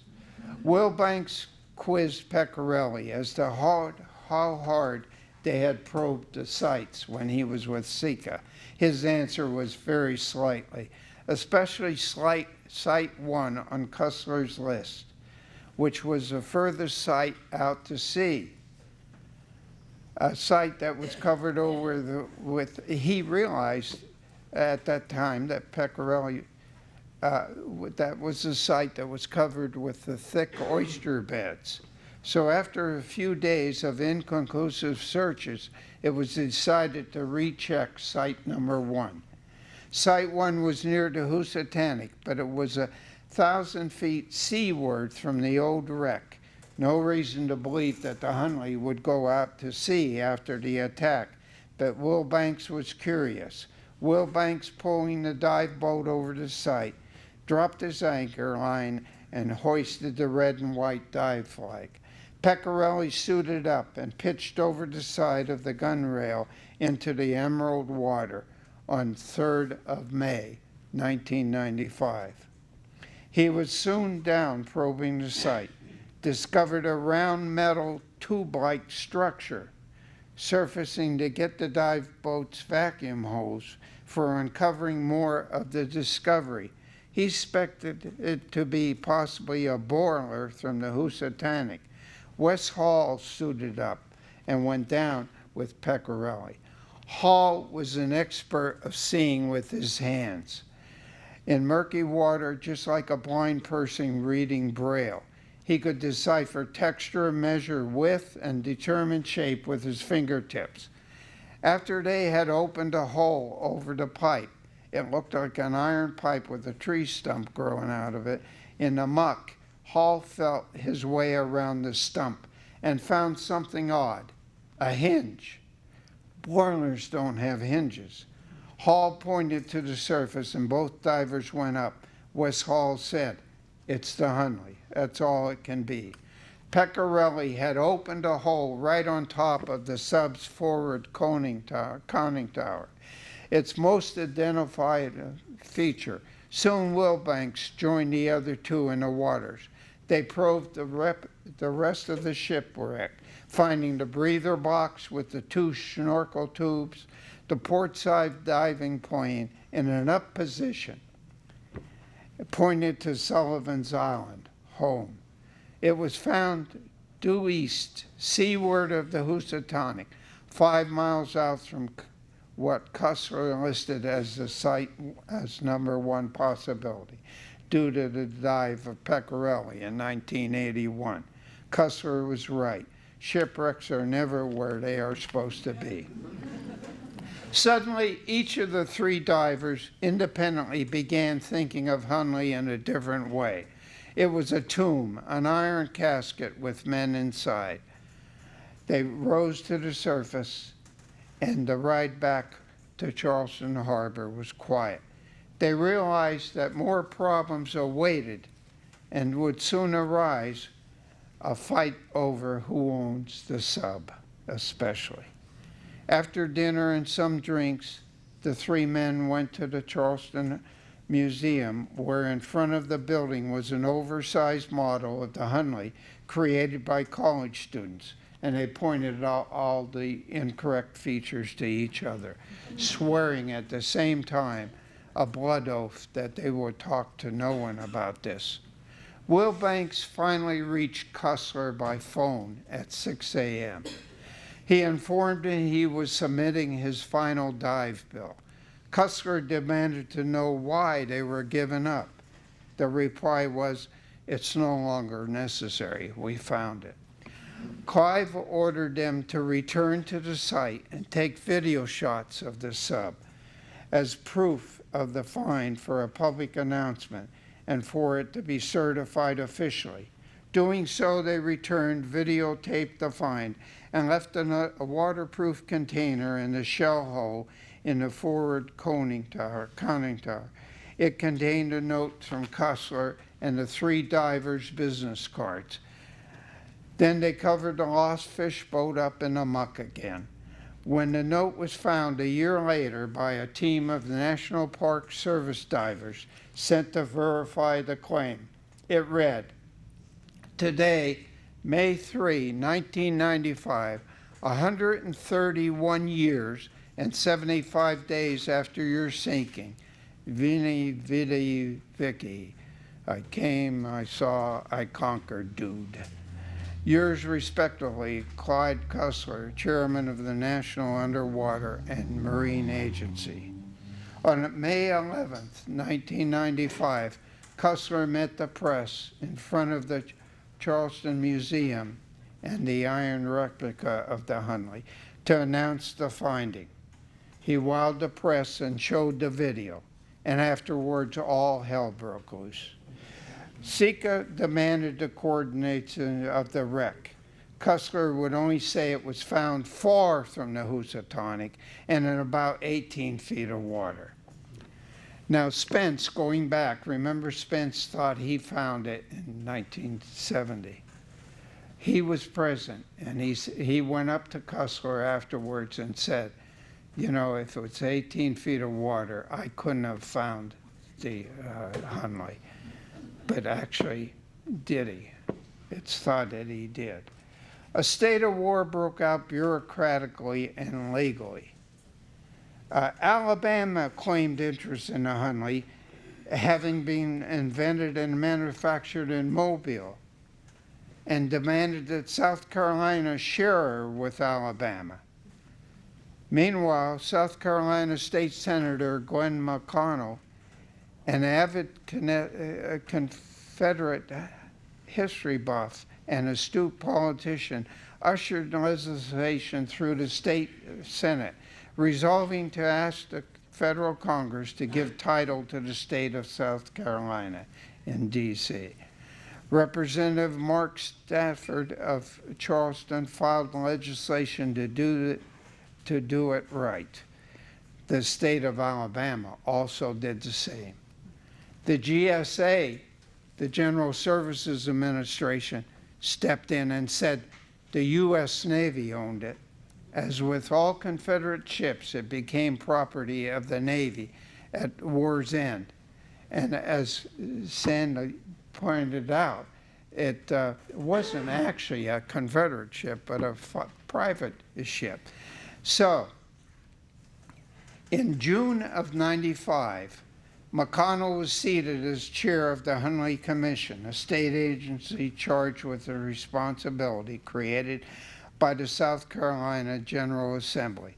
Then, with an army of lawyers, they went to Washington and a meeting with the Navy, along with their senator, Strom Thurmond. Remember Strom Thurmond, a 90-year-old at the time and an avid Confederate supporter, and also happened to be chair of the Ways and Means Committee.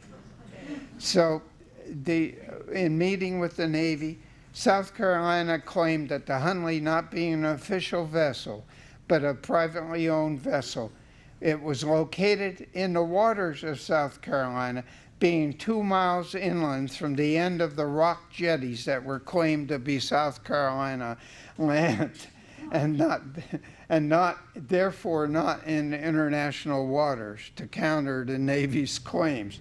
Well, you talk about Philadelphia lawyers, these guys were really slick. Unbeknown to most, though, a deal began to emerge. It seems that the Navy wanted a new class of destroyers. The Navy went to Senator Thurmond as chair of the Senate Appropriations Committee with a request for the destroyers. And Strom Thurmond's response, the 90-year-old Dixiecrat, said, "The Navy will get their destroyers when South Carolina gets to Hunley." And that's what happened. The Navy got to claim ownership, but South Carolina was awarded permanent lasting custodianship. Now, some of you, if not most of you, will remember in 1985 when in Conneaut Lake, when they pulled up the old speedboat, the Liberty II, the state stepped in immediately, said and claimed it, said this was our boat because it's state waters. Well, Conneaut Lake didn't take too kindly to that. And it was an attorney, Ted Watts, who took the fight. And that's what happened. The state got ownership, but Conneaut Lake has permanent custodianship. So it's ironic. When I was reading this, I thought of that day when all the boats were out on the lake, watching it being pulled up. With the question of Hunley's home settled, State Senator McConnell started shaping a great team for the Hunley Commission. He tapped Warren Lash as chairman, a semi-retired millionaire holder of auto dealerships and mover and shaker in Charleston. He told McConnell he could only afford 9 hours of time on the project. He knew nothing about the Hunley and the submarine. He would end up spending over 50 hours a week shaping the foundation and over $1 million of his own money, assembling an archaeology and preservation team from all over the world interested in the greatest underwater find in the world. Planning would start on recovery of the Hunley at once, with Cussler still holding out the actual site of the Hunley's. Sika turned to Spence to search his site, planning a search in 1996. Suddenly, Cussler announced the coordinates of the Hunley in November of 1995. The National Park Service divers, as I indicated, found and verified the site. The commission now turned to the recovery. And the selection of an outfit of a company to do the recovery was easy. There was an outfit based in the D.C. area by the name of Oceaneering International, and they're still hard at work. They had done outstanding work for the Navy in recovering plane wrecks and shipwrecks underwater for years, and they were about to raise The Mercury capsule's Liberty 7 sunk in 3-mile deep water from Gus Grissom's second suborbital spaceflight. Their devised plan, lifting it all as one piece, a plan that won the approval of expert international recovery. And now let's turn to the slides and the recovery day, bringing the boys home. Now, what you see here is the Oceaneering International's plan was to build a frame that would fit over, that would be dropped down over the Hunley, and slings would be wrapped around the Hunley in the same position they found her, with this angle and around the frame. The next, and here you can see it was an amazing plan. They simply built a frame and took it out on a with a crane barge, Carissa B it was called, and sunk it down over the Hunley and burying into the sand. And then you can see the straps. They went under the sub and fastened it in the position they found it, with about a 45-degree angle tilt, and fastened it to the frame, lifting the whole thing next, and putting it on a barge. And here they welded it to the barge after successfully lifting it, and she made her way into the harbor, up the Cooper River, under the Cooper River Bridge, and there were approximately 50,000 people on the water. And you can see some of the small boats right behind it as she makes her way in the channel. And she would be lifted off the barge at the Navy yard, the shipyard, and transferred to the center they built for the preservation of it. Next, here she is. They set the whole thing, frame and all, down in a tank. The tank, it was covered with fresh water, kept slightly above freezing, with the idea that if they had exposed it to the air in the open, it would rust and simply fall apart. So they began a long process of soaking it in water to suck out all the salt crystals from it so that it could be preserved properly. Next. And here's the steps on the inside of it was all filled with muck, and they had to take off some of the steel plates, and they took months to study it to decide whether they would really damage it in opening it up, but they realized they had to do it. So they took off 3 plates, and they took, and with spoons and small containers, they started scooping out the muck. And next,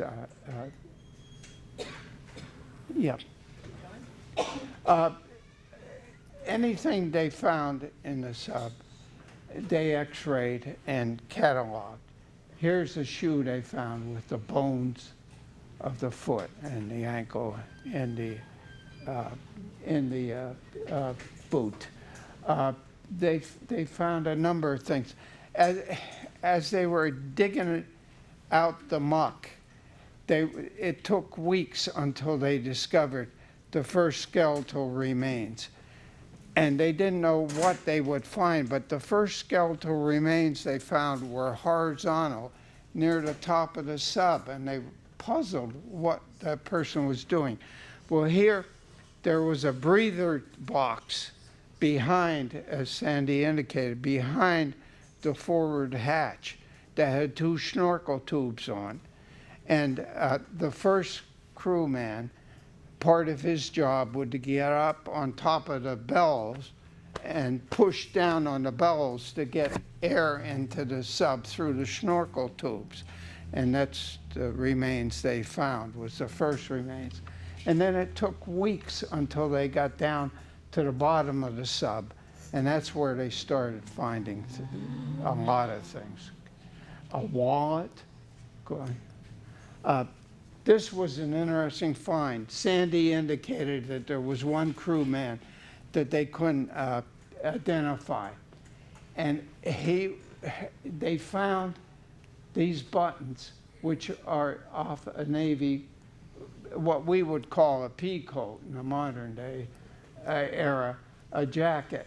And these are Union buttons that were found at the bottom of the sub, indicating it may be that unknown, unidentified person was a Union person who switched sides, and which happened. Further, they found, go ahead, they found a Union ID tag with his name on it. Now, I'm having Ezra, I'm trying to think of his last name. Do you remember it? Huh? Chamberlain, yeah. Yeah, names, faces are fine. Names I have trouble with. You may identify. Chamberlain, but they found out there was another Ezra Chamberlain in the Confederates. So it's still a study. Did this sailor just pick up the ID tag on the battlefield or what? I don't know. But anyway, next, here's some of the artifacts. A pocket knife, jewelry, the coin. Remember the story of Queenie Bennett and the coin? They found the coin. Pipes, and this is a gem, and other coins next. Here's Dixon's coin. And this is Maria Jacobson, the chief archaeologist on the site. And they called her the woman with the Midas touch because everything, like Cussler, every search that she went on, she found what they were searching for. And the coin is, I'll pass a couple examples around. They have replicas of the coins that they sell for $10 to raise money for the for the center down there. And he had carried it in his pocket. And at the Battle of Shiloh, where he and Alexander fought as young lieutenants, it was hit by a mini ball, which deflected the mini ball and probably saved his life. Otherwise, his hip would have been fractured. And again, it was all Confederate lore, but they actually found the coin. Now, next,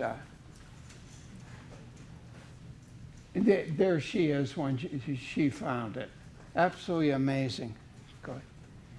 And there's the size of a mini ball and the coin. Can you imagine? The mini ball hit the coin and deflected it away from them. Absolutely amazing. Okay?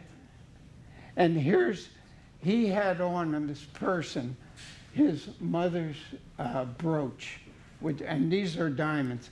These pictures don't do justice, but if you go down there, like I did with a son and grandson, and see it, these are on display, and they're absolutely beautiful, as well as separate gems that were found on. It wasn't unusual that during the Civil War they would carry their family values. Here's go back, yep. Yeah, can you go back to that watch? Yep. This is Dixon's pocket watch that they found. Okay, go on. What else? And here's a close-up of the brooch and the ring. What else do we have there? And here they are. They would drain the water down so they could work on it in the tank. But they would only work for, and this was in 2000, and there's still, I don't know, I didn't get time to call down there. I was going to call and ask what the progress is. But they have to be close to being, it's been 20 years, over 20 years they've been working on this. but they didn't want to blow it. They want to make sure they get it preserved properly. They can be put on display and viewed without danger. You can see they took a fourth plate off here so they could get to Dixon's body. Because like the slide Sandy showed of Dixon standing up at the forward post, they had to get more access closer to the forward hatch. Okay. And here you can see how, but see how well constructed it was. Look at all the things. You can see some of the cables and the crank. But it's and you can see how smooth the iron is once they get the barnacles and everything off. And here are the dive planes that Sandy referred to, and that they could move up and down. Okay, next. A view of the hatch with some shell damage probably, and how they took off the plates, which they'll put back on. Okay? And here's a view of it in the tank with the water drained out at the steps of preserving. Interesting thing is, when they found it, they didn't find a spar. Now, Sandy said part of it was wood, and it was, the outer part. But there was about 16 feet of it that was iron.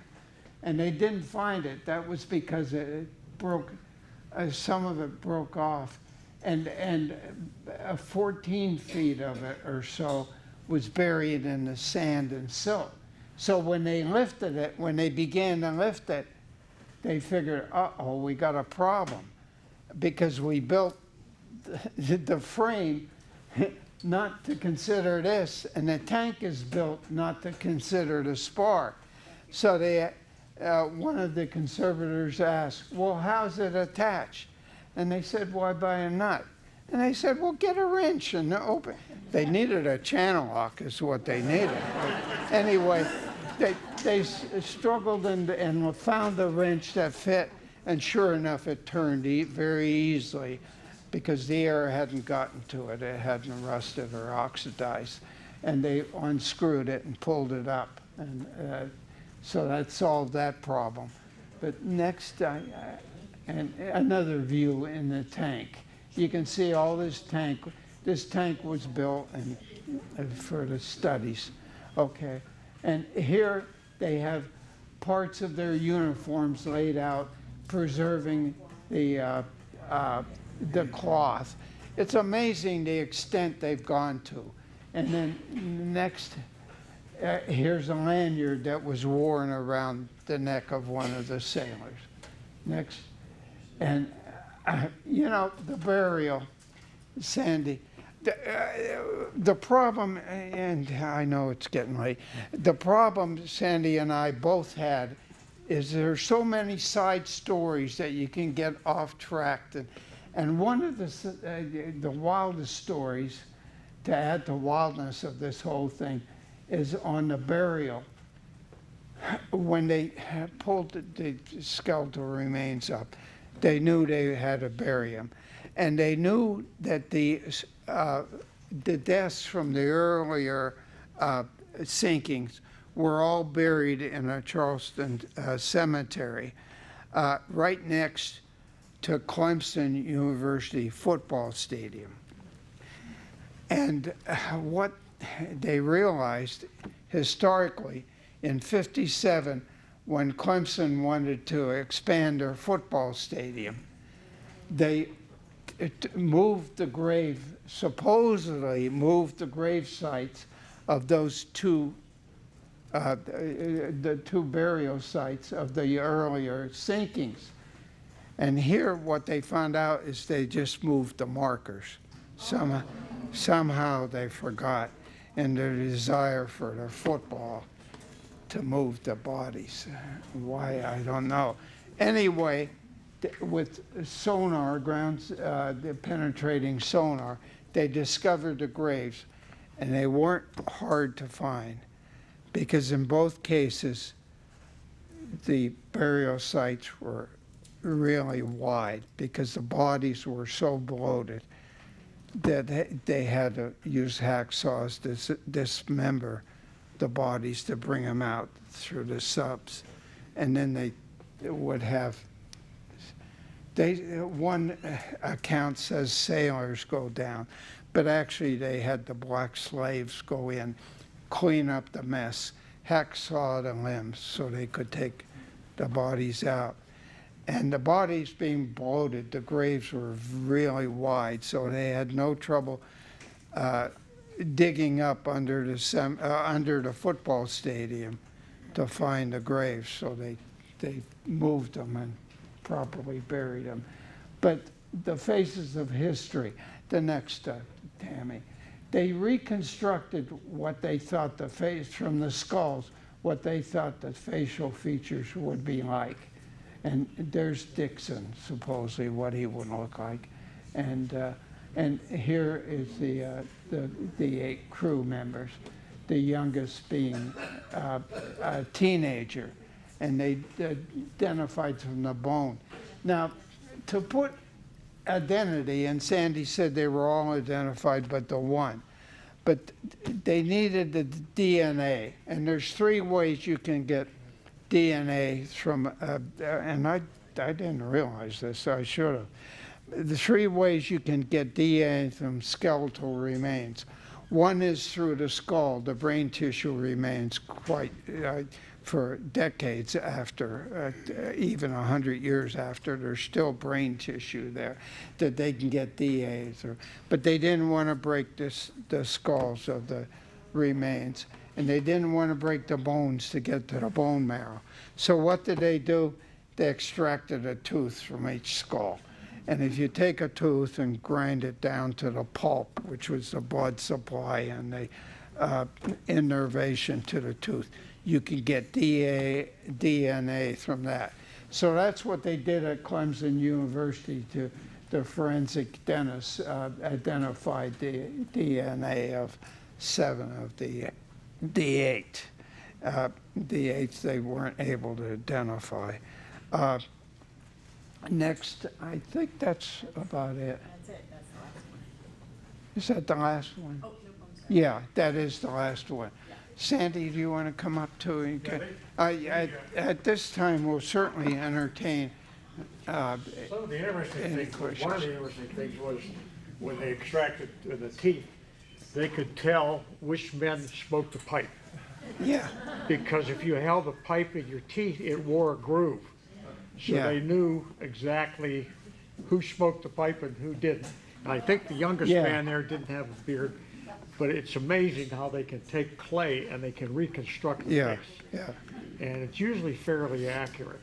And with that DNA, they could tell which ones of the crew spent more time being raised in Europe than versus the States, because our diets are more corn-based while their diets are more wheat-based.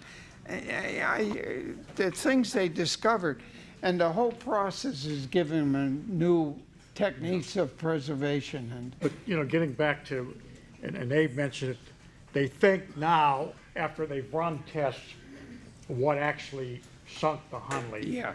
And they found them in the same position. There was no indication that they were struggling to get out or move. So they think what happened, and it makes sense. You got 16 or 17 foot away. That's like from here to the, you know, toward the end of that table. You got 100 pounds of dynamite going off, plus underwater. So you've got this concussion wave going on. You think of the submarines in World War II. You know, if the explosion landed beside the submarine, it could put a hole in it. Here you've got this metal boat. So the theory is now that after they've run tests, they think, and like I say, it makes sense that what killed them was the concussion. You know, actually it causes, Dave and I looked into it, it causes a blanking out of the brain and your brain functions. So they were probably, when that thing went off, they were unconscious or dead at the time. That's probably what killed them. And then of course the ship would have drifted somewhat because of the explosion. And I think they were looking on the one side where the explosion Yeah. was, and it wasn't there. well, they got underway, and they were in the process of moving Right. moving toward shore. And when the torpedo went in, it was right at the magazine and the boilers. Yeah, and it just went down. So that was another big explosion. That's the prevailing theory now, is that the concussion is what Yeah, brought them. stopped Because the they never part. tested, I mean, never went out and tested the explosion. But you say you get 100 pounds of explosive from here to that table away and you're underwater, it's gonna be a hell of a, shock wave coming out of that thing. So that's the prevailing theory on it. But it was a fascinating, as Abe said, we only had a limited time. I covered just the high points. There's just all sorts of little things you can tie in with that, with stories that get involved in it. So just giving you the highlights of what happened, but it is a fascinating story. If you're interested, there's the definitive source is a little book called Raising the Hunley, and it's on the history and the recovery. It's by Hicks and Croft, and they're journalists from Charleston. But there's no written records. The few things in the official records. The thing that impressed me was they were so desperate. They were at a point where Charleston was being bombarded. In fact, the Federals even brought a cannon in. They call it the Swamp something or other. It was dropping 200-pound shells into Charleston. And they were really getting desperate. So this was an act of desperation. They needed to do something. And, to take 8 or 9 men and put them in a small thing like that and ram a ship is really, quite a courageous act, but a desperate act. And the sophistication. No one had any idea that you would find the sophistication. They originally thought they took a boiler. Yeah. That was a theory. And then, of course, when they found it, they found out that they actually constructed this thing quite cleverly. I mean, it was a clever construction. But, to go down something like that, 4 foot high, I mean, the only thing you've got is a candle. And your captain, he's standing up there, he's looking out these little portholes. So really, it was a pretty heroic act on their part. I don't know, I'd have to think twice before I got in that. I think it'd be time to go to the bathroom or something, I don't know. Well, you never volunteer, as we said. But the thing of it is, before the presentation, a gentleman came up to me, a Navy veteran, and there he is. And he served on the AAS, Submarine Support. Yeah. Named USS Hunley, AS 30. Yeah. 30. Yeah. Wasn't it 32? Yeah, I think so. Well, they wanted a sub to be named after the Hunley, but they got a sub tender, so they got. Yeah, I spent a week on a submarine on a special assignment. And believe me, if you're claustrophobic, you don't want to get in a submarine. I mean, and you sleep in the racks. I remember you sleep the racks are stacked. You either on your stomach or on your back. That's it, And of course, going to the commode, the bathroom, that's a whole different thing. Pressure, make sure you get the right levers. You either blow it down or you blow it out. So being on a submarine, but like I say, just to take 8 men and put them in a space that small, and to be cranking that thing for up to 2 hours, it's amazing what they did, that they completed the mission. But that's the Forerunner, that's the first submarine, so that's an interesting story. Yeah. How did they keep that from leaking in that time period? What? How did they keep it from leaking? When they build that, how did they keep it from leaking? Well, they had those 2 tubes which they could pop up. But the ceiling, tar. They had tar. They used there. Pitch. Those were sealed up. Pitch and tar.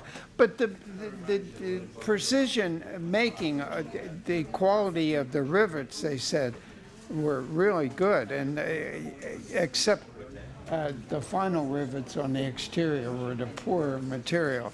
But they thought the rivets would have popped from the explosion, but they didn't. And it was a young woman was doing a PhD study at North Carolina, and she came up with this idea of the shock wave theory. And the more they consider that, I think that's the leading. Well, we want to thank you for coming. Thank you. Yeah, thank you very much.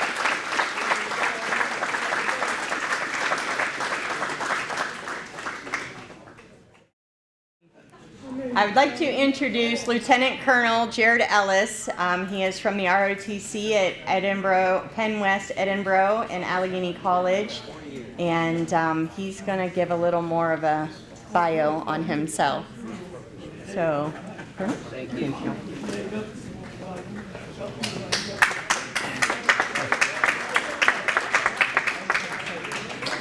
Ladies and gentlemen, it's a great pleasure to be here today. It's kind of an interesting week for me. On Thursday, I reached 30 years of military service, so I've been in for a little while. I enlisted when I was 17. My mom had to sign the document that said I was able to enlist. I'm sure there's a few of you that had to do the same. It was 1993, so some of you may have served at the same time as I did. Some of you are about the right age to have been in 1993. It's been a great 30 years. A little bit about my service. I enlisted as a fuel specialist in 1993, and I served in the Army Reserve for about a year, and then I went into the Individual Ready Reserve, and I was a full-time proselyting missionary just north of here in Canada for a couple years. I came back and instead of joining the reserve, I decided to join the Guard. So I went into the Guard for a few years, and there I was, and I'd gone to a junior college, and I'd enrolled in the University of Utah, and the commanders of my Guard unit said, "Hey, you're enrolled in," you enrolled at the University of Utah, are you enrolled in ROTC? And I said, "No." And he said, "Why not?" You're in the Guard already. Why would you not want to be an officer? And I said, "Well, that's a good question." And so I enrolled in ROTC, and instead of staying in the Guard, I went active duty, and been active duty for over 21 years as an officer. And life is better as an officer. You get paid more, a little more respect. But it's different.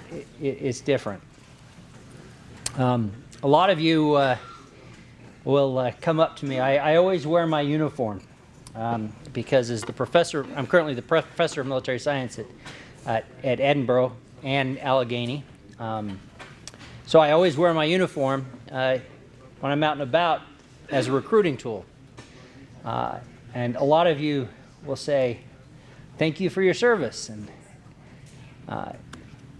even today, I have a hard time answering that question, that statement, because my service has given me so much that although people are thanking me for my service, they don't realize the benefit that I have gained from it.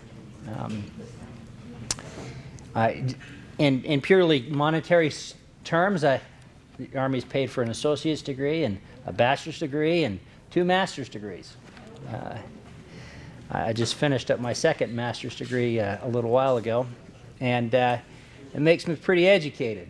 I'm a logistics officer. It's taught me to be a logistician. It's taught me to be a leader, taught me to understand systems and understand people. It's provided a good living for my family. I got married late in life, and so I have two little adopted children, a 4-year-old and a 2-year-old. And so some of you are grandparents, and my peers are grandparents. Imagine having a 4-year-old and a 2-year-old with you. Yeah, it's a wonderful thing, but it can surprise you when you got a 4-year-old climbing into bed with you at night because he's scared. But all those things have been made possible because of my service in the Army. I was not a good student in high school. I had figured out how many classes I can miss and still graduate. And I got it to the T. But when I got back from service as a missionary and the Army was paying for my school, I ended up getting a 4.0 my first couple of years in college, and eventually did graduate. But like I said, it's done so much for me that it's hard for me to really appreciate those comments about being thanks for your service. Today I want to talk about a little bit different thing. We're all grateful for those who serve because it protects our liberties and our way of life. But we don't really realize the other functional aspects of our military veterans. What they do is they transition the values and aspects of our culture that make our nation great. To describe those values, I use this card. It's called the Army Values Card. It has the Army values on it, and the Army values are loyalty, duty, respect, selfless service, honor, integrity, and personal courage. And I got this card just after I enlisted, so it's been in my wallet for almost 30 years. And when I read those and I learned about those, I thought, well, this is just common sense. Why do we need this? Why do we need this card? And the reason it was common sense is because I was surrounded by people who shared those values. And those values included veterans. My father served in Vietnam, and my grandfather served on a ship in World War II in the Navy. So I'd been raised on these values, and they'd been inoculated into me. And so I couldn't figure out why we needed a card, and we put it in our wallet. And I did it because it was an accountable item, an inspectable item wherever I went, so I just left it in my wallet because I had to. Well, life has taught me since that a lot of people do not follow these values. They don't understand them. They didn't have the advantages that I had growing up with people who exemplified them. And that is what our veterans really do in a functional manner, is they exemplify these Army values or these Air Force values or the military values or our nation's values. And they do it so well because they're credible. They've sacrificed. They continue to sacrifice. It's our veterans that are out there serving in positions of responsibility, and they're the ones that you could actually trust. They're football coaches, they're teachers, they're counselors. They're the ones sacrificing. And that's critically important. That's what I really want to focus on today is the functional aspects of service. So the first example I want to share with you is someone we're familiar with. That's George Washington. And when I teach about the Army values and selfless service, I take a picture of Washington when he resigned his commission. Now, many of you know the battles that Washington won and the positions of responsibility that he had later as the President of the United States. But when George Washington resigned his commission, it shocked the world. They thought that George Washington would be George the First of the Americas, because that's the way the world had worked up until that point. Successful generals who overthrew a king became the king. But he did not choose that. In fact, I have here his words when he resigned. He said, "I consider it an indispensable duty to close this last solemn act of my official life by commending the interests of our dearest country to the protection of Almighty God, and those who gave the superintendence of them to his holy keeping. Having now finished the work assigned me, I retire from the great theater of action, and bidding an affectionate farewell to this august body, under whose orders I have so long acted, I here offer my commission and take my leave of all the employments of public life. He had no intention other than going back to his home and continuing to serve this community. He did become the chancellor of the College of William and Mary, and he did so before his death. But he thought that his great service was done. But because of who he was, when the nation needed leadership, he was the president of the Continental Congress, and then he was the president of the United States. And then he retired. He only served for 2 years because he felt that other people had the need to serve. He didn't want to be the Lord Protector as Oliver Cromwell. Now let's look at a different example. Napoleon Bonaparte. He started in a revolution, the French Revolution. It was brutal, but it had noble ideals.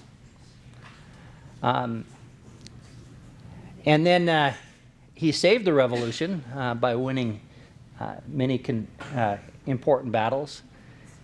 He became the consul of the French, and then he crowned himself emperor, followed by 10 years of constant warfare, millions of people dying, and it only ended when he was thoroughly and completely beat.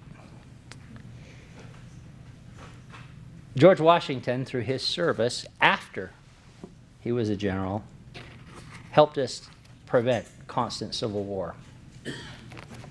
Nobody had to overthrow him or his children. Another example of service is Colin Powell. Colin Powell is a particular hero of mine, even more so because my children are black. Colin Powell graduated from the City College of New York, not a West Pointer, by the way, ROTC, with a 2.8. It kind of sounds like me. But he was an intelligent and hardworking person, and he proved that in an era where that people judged him by the color of his skin and not the content of his character. And he used his competence and hard work to influence people. He was the National Security Advisor under Ronald Reagan, and then came back to be a 4-star general under Bush the Senior in the Gulf War. And then he retired, and then both parties wanted him to be the presidential candidate. Many of the polls at the time had him beating Clinton 65-35 in the election that he could have run in, but he chose not to. He came back and served as Secretary of State, but he did so out of service and not out of ego. He spent the rest of his life inside New York and other organizations helping children and young people to get educated and to get experience. Another example, I was an assistant professor of military science at YSU, just across the border, Youngstown State. And up until this assignment, I had spent most of my time in the main Army, and so I was focused on mission. as a professor of military science, you become a leader in the community. And so I got to know the community. One of the community members was a guy named Carl Nunziato.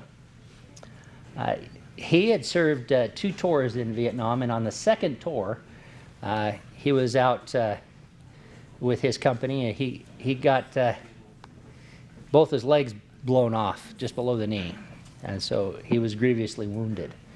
And he came back to the United States, went to Walter Reed, and recovered.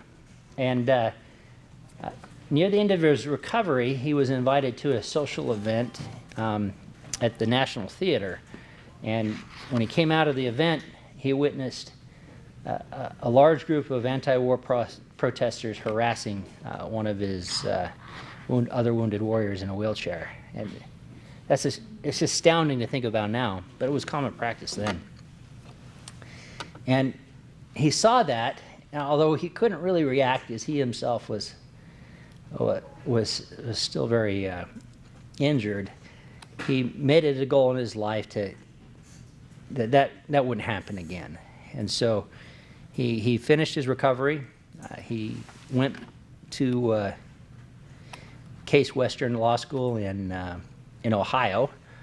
Part of his recovery, he was able to learn how to walk with prosthetics. So many people really wouldn't know he was a wounded warrior. He was able to walk so well. But for the next 40, 50 years, Carl has led the effort to help veterans. And so when you go to the areas around Youngstown, you'll see a lot of things named after Carl because of the work he's done. The Veterans Clinic there in Youngstown is named after him.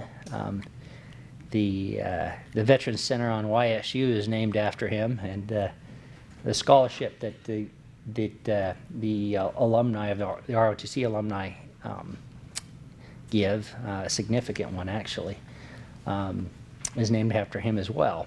But interestingly enough, the greatest thing I learned about Carl was how he described how he had influenced the people he worked with. He said, "You need to hire this veteran, but you don't need to hire this veteran because of a reward to the veteran or out of mercy. You need to hire the veteran because the veteran has already proved that he's willing to sacrifice for the common good, that he has values, that he has integrity, the 7 Army values, that he's going to work harder and be much more selfless than the normal guy." So there was a functional reason to hire veterans, not a patriotic reason, but a functional reason. And that was what really came to me was veterans, and that's when I began to learn that veterans continue to serve well after they've left the military. I became involved in MOA, Military Officers Association of America, while I was there. Of course, got to know a lot of Legionnaires and VFW and AMVETs, and have gained a great appreciation of these men and women. But they continue to serve. So, what does that mean for us today? Well, we all have a little bit of anxiety about the way our society is going. We don't see our values being reflected in many of the growing generation. But what I want to tell you is this, and this is what I learned a while back ago. Many of us will listen as advice is given. About 10% of us will say, "That's good advice," and actually go do it. About 80% of us will say, "Oh, that's interesting," and kind of put it on the shelf, but not really pull it off the shelf until we need it. And then, about 10% of us never learn. But I'm one of the 80%. And most of the people that you influence are also part of that 80%. And there will come a time in the lives of those people you influence that your advice will have meaning.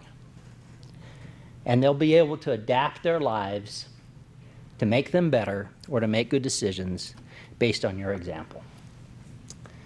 And that's the functional part of your service, is you have credibility, you have sacrificed, you have life experience. And although they may not listen, they'll listen eventually. And with that, I leave you, and I'm very grateful to be here. Thank you.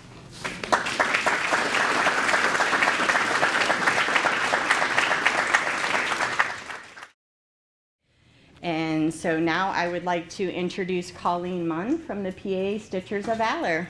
Thank you.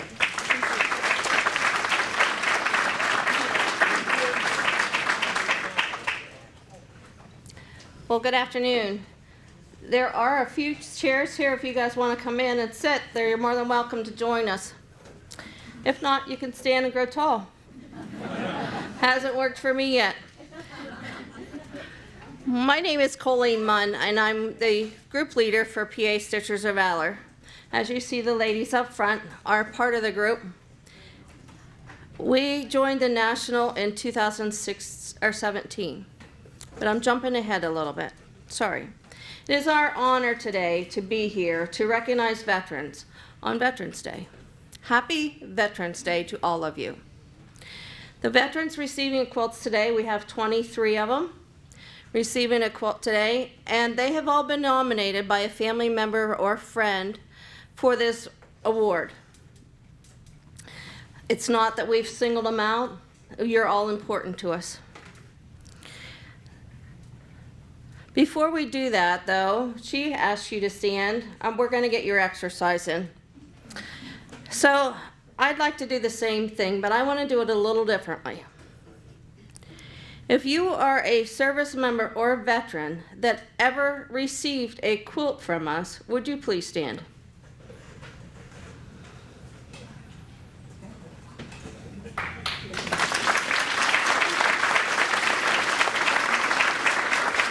Remain standing, please. Those receiving a quilt today, will you join them?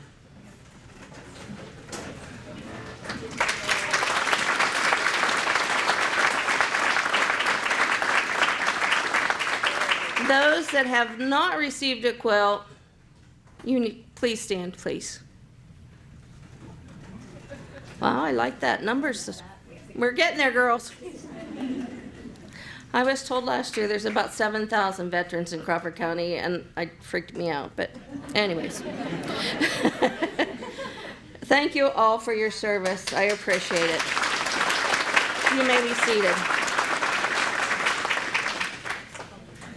I just have one question, though.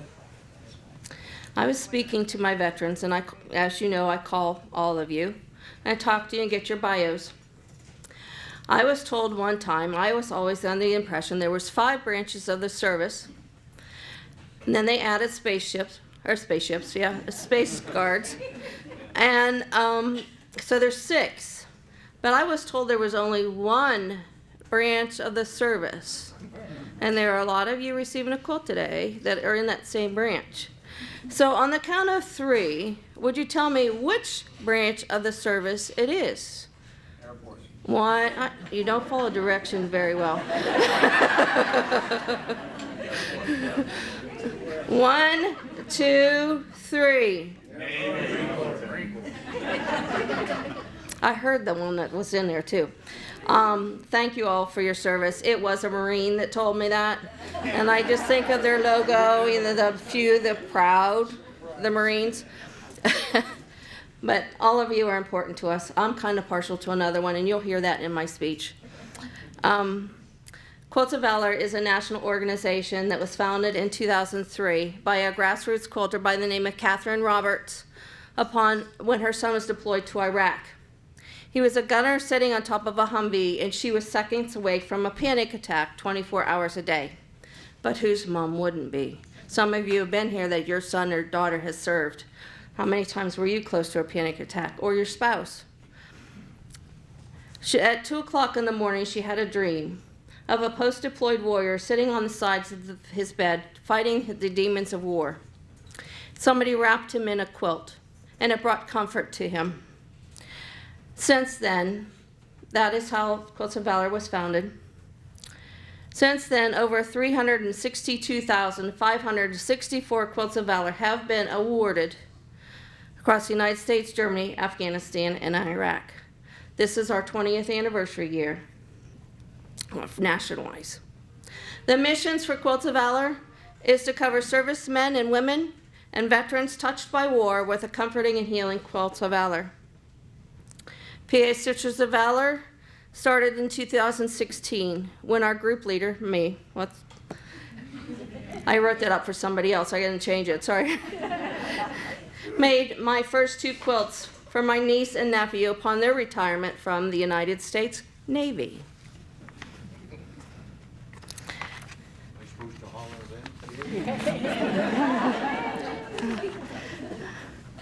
After registering the quilts, each one of these quilts does get registered with the national organization, and they keep track of each one of them.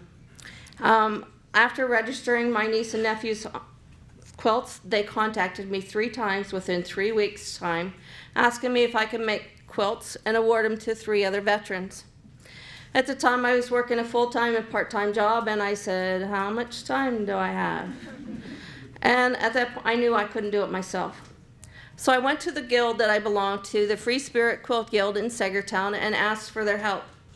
I explained the program, I explained the requirements, the recommendations for the quilts, how they're to be made, and the requirements for that. And we decided in 2017 to make it as our service project for that year. I asked if they would like any help. And if you haven't found out yet, they did. I'm here. And I've been in charge from the beginning. It is a lot of work, but it is very meaningful to me, and I have loved every minute of it. If you come to my house before a presentation, you're lucky if you can get in my door, because I have quilts everywhere. But that's part of it, and I like that too. I just make sure my husband has room to get from his chair to the TV and to the kitchen and the bathroom. You know, it's okay. We joined the National in April of 2017.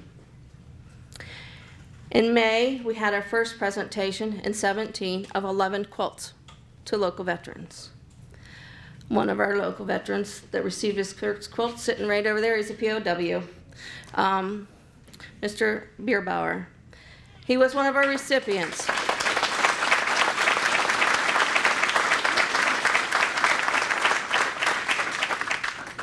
And he comes to a lot of my presentations. You can have a seat, Mr. Bierbauer. Thank you.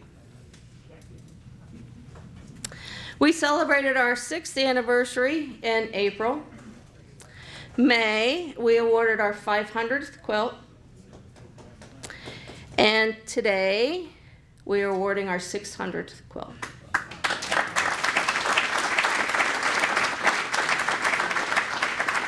And I heard it. Somebody said, wow. Yeah, that's a lot of quilts. These ladies are amazing. What that means to us is that we've been able to award and recognize 600 veterans for their service in this area. And like I said to you earlier, I was told there's 7,000 in Crawford County, so we don't look at that number very often. Somebody did challenge me this week, though, and it was Mr. Amato from Army-Navy store. He usually does our introductions, and he is a coach for Meadville football, and he's not here today because they went into the playoffs. So somebody said to me, Mr. Fenton asked me, how much of a football field would our quilts cover so far? We did get the calculator out. We've covered almost 4 football fields with quilts.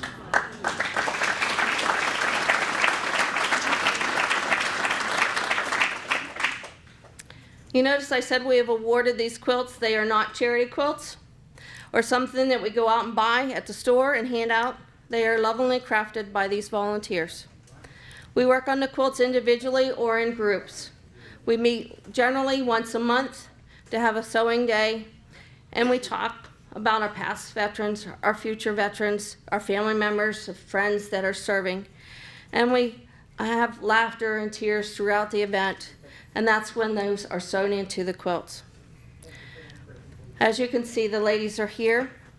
Now let's meet the veterans for today. I'm going to have Mr. Rich Antone come forward, please, to do our introductions of the veterans.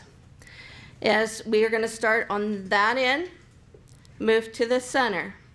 Then we're going to go to that end and move to the center. If you could bring a family member with you to help with the presentation, that would be great. Mr. Anton, if you would please come forward.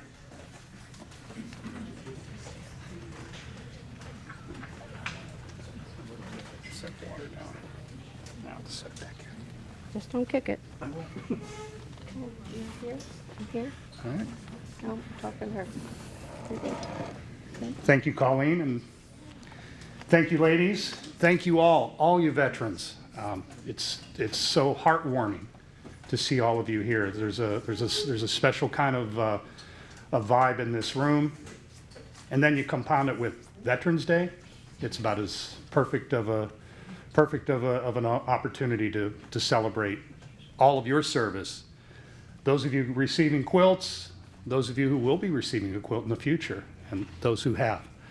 My name is Rich Anton. I do a radio show here in the local area, right out of the downtown mall. I do the Rocky Morning Show. My name is Rockin' Rich on the radio, but I've been committed my show and my time in broadcasting for 46 years. I've started in Clarion, Pennsylvania, back in the late 70s. But since then, I've always had a passion to make sure that my voice can be there to help lift up some veteran causes here in our area. And I've been doing a feature on my show for 20 years that I've been on the air here locally. It's called Voices for Vets. We do it every morning, weekday morning at 8:35. I have guests that come in from our local posts. John Amato, who we were just speaking of. John is my guest every morning, every Wednesday morning. Kim Lingling, I'm sorry. She joins me on Fridays. Tony DiGiacomo from the Vet Center here in Crawford County. He joins me on Wednesdays, and we even have Mr. Harry Whittemore from Venango County Veterans Services Office. He joins us on Tuesdays. So we try to get as much word and much information out to anything going on veteran related here in the area. So that's my mission, that's my MOS as a non-military human being, but grew up in a household full of veterans and full of service. So I have nothing but the highest admiration. So let's start with presenting some awesome quilts to some remarkable human beings in our Quilts of Valor presentation. Let's begin. Sergeant First Class Keith A. Chioco.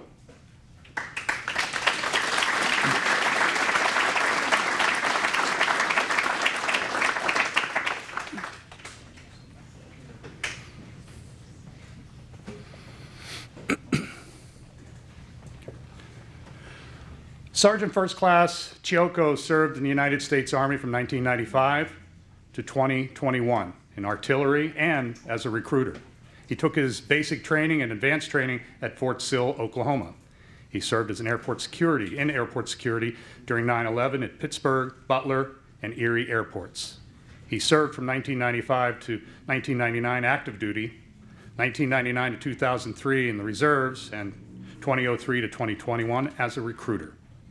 He prepared recruits for detachment, AGK, and was a team trainer.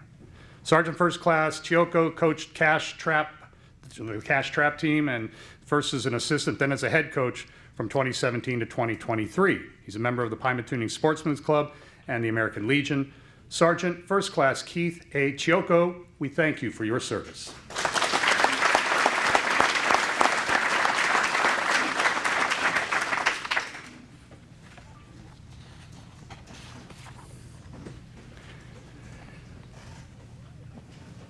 Lance Corporal Davis, Lance Corporal Timothy J. Davis.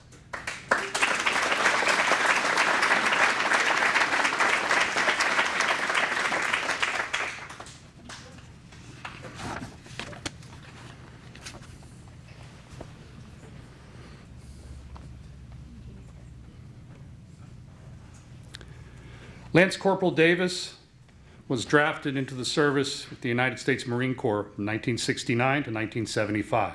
He took his basic training at Parris Island, South Carolina, worked in Amtrak and as a rifleman.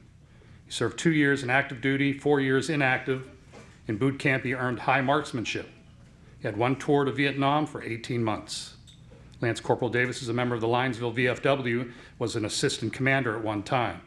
He's also a member of the American Legion and Pymatooning Sportsman's Club and coaches the Cash Trap Team. Lance Corporal Timothy J. Davis, thank you for your service.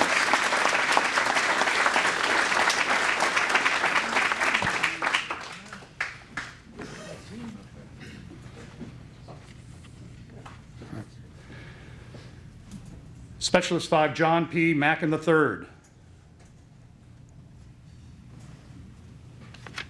There he is. He's in a wheelchair. Okay.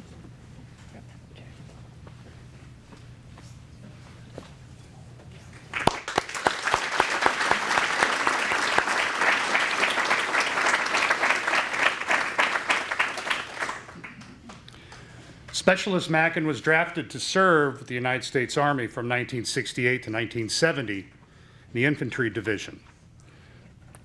General Westmoreland was giving out awards where he was stationed, but he never did get a chance to meet with him. He took 1 tour to Vietnam and served in the jungle. Spec 5, John P. Mackin III, thank you for your service.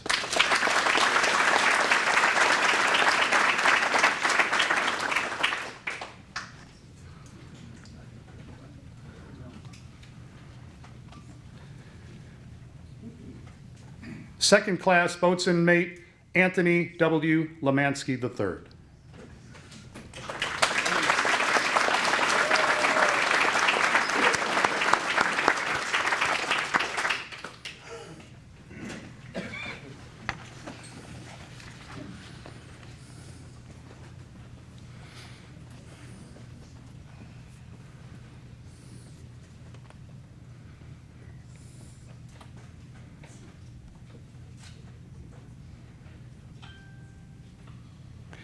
Second class boatswain mate Lemansky served the United States Navy from 1982 to 1990. He served on the USS Howard as a submarine tender and served as a recruiter, then as security and repair on submarines. He served on the USS Holland on the first naval ship that went around the world with enlisted women in the crew.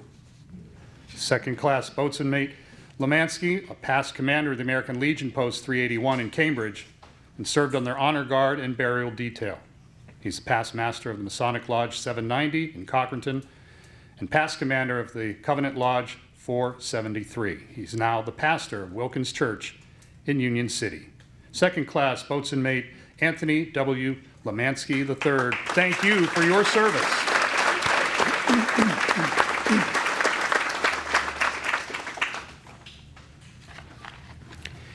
Aviation electronic tech Howard R. Hunter. Harold. I'm sorry, Mr. Hunter, it is Harold.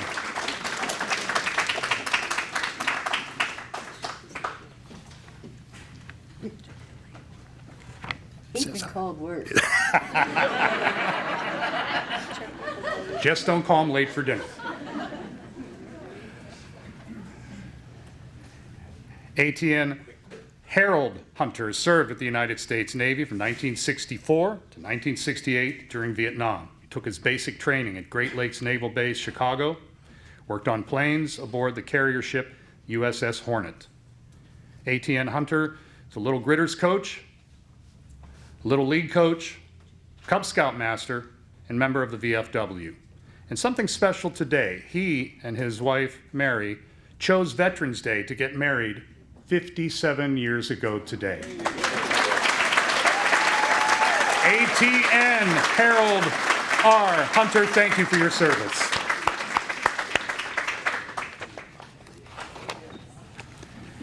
Airman First Class Gerald R. Clayton.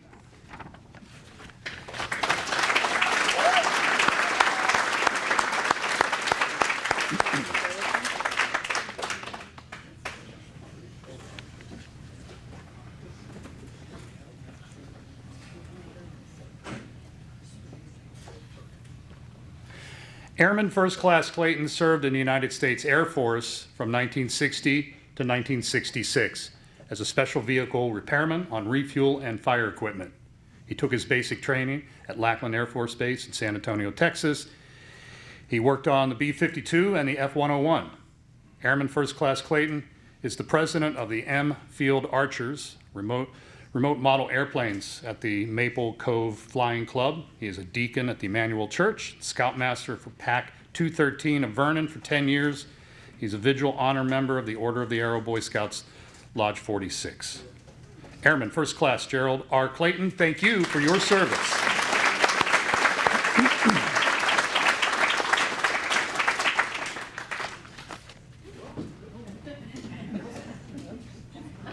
Let there be light. Corporal Charles S. Malyard.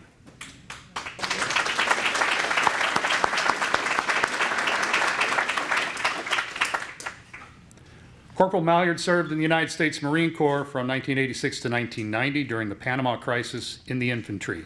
He took his basic training in Charleston, South Carolina, and advanced training in Camp Lejeune with the 3rd Battalion. He served in Japan, the Philippines, and Thailand. He took part in a bear hunt, a multi-joint war game in Korea. Corporal Malyard is a member of the Sagertown American Legion Post 205. Corporal Charles S. Malyard, thank you for your service.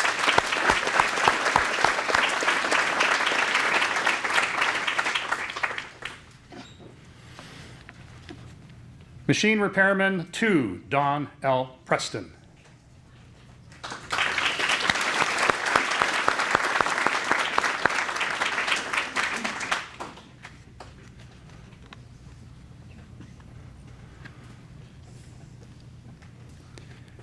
MR2 Preston served in the United States Navy from 1962 to 1991 when he retired. Took his basic training Great Lakes, Illinois, in 40 below temperatures. He took his advanced training in a much warmer climate, San Diego, for machine shop training. Went to the World's Fair in New York on the USS Orion. He went to commissioning training in San Diego and was a plank owner for the USS Simon Lake, a submarine tender. He took discharge from the service in 1967 and re-enlisted in the reserves in 1972 until his retirement. He was assigned to the sub-base in Pearl Harbor. He took many 2-week excursions to work on repairs on various ships and submarines. Machine Repairman 2, Preston is very active in his church and has taught Sunday school. Machine Repairman 2, Don L. Preston, thank you for your service.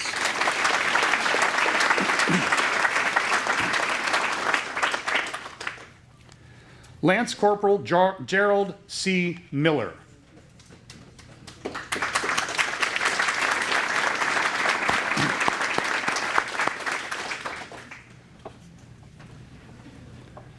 Lance Corporal Miller served in the United States Marine Corps from 1990 to 1996 during Desert Storms. He took his basic training in Parris Island, South Carolina, served as a truck driver. He states that war should be the last option. He earned his proficiency medal for machine gun, the 50 caliber machine gun, and he also transported explosives during Desert Storm. Lance Corporal Miller is a social member of the Girard Fire Department since 2003, active member of the Vernon Central Hose Company, and he's coached Little League and helped with BMX as well. Lance Corporal Gerald C. Miller, thank you for your service.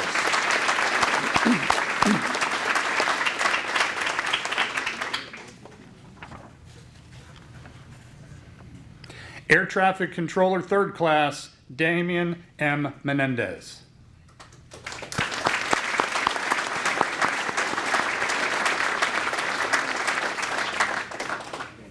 ATC 3rd Class Menendez served in the United States Navy from 2014 to 2020 during the Gulf War. He took his basic training, Great Lakes Naval Base in Chicago, his A training in Pensacola, Florida. He served as an air traffic controller. He was deployed on the USS, I'm not going to say the right name, sir. What was the name of the? Bonhomme Richard, okay. An amphibious warship off the coast of Japan. And while stationed in San Diego, he took part in the DT-3 Lightning trials of the F-35 fighter jet. He also served in the biggest Air Force base in the West Coast, in Seattle, and called in the airstrikes for the Marines. ATC Third Class Menendez is currently attending Edinburgh University. ATC Third Class Damian M. Menendez, thank you for your service.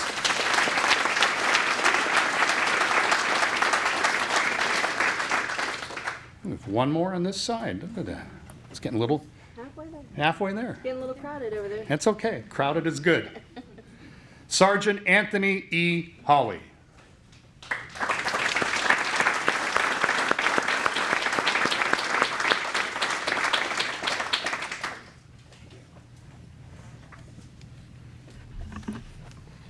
There's plenty of room. Come on in here.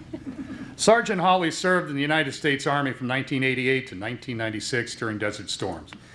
He worked as an electronic warfare non-Morris signal receptor, and he took his basic training at Fort Dix, New Jersey, and his advanced training in Pensacola Naval Base. He states he was lucky enough to be stationed in Berlin, Germany, when the Berlin Wall came down. He also had the privilege to see Dick Cheney when he visited Germany. He worked remotely in Denver, Colorado during Desert Storms. Sergeant Hawley is a member of the RW Team, a group that combines veterans and civilians in biking, hiking, and swimming. And he's also a Boy Scout troop leader. Sergeant Anthony E. Hawley, thank you for your service.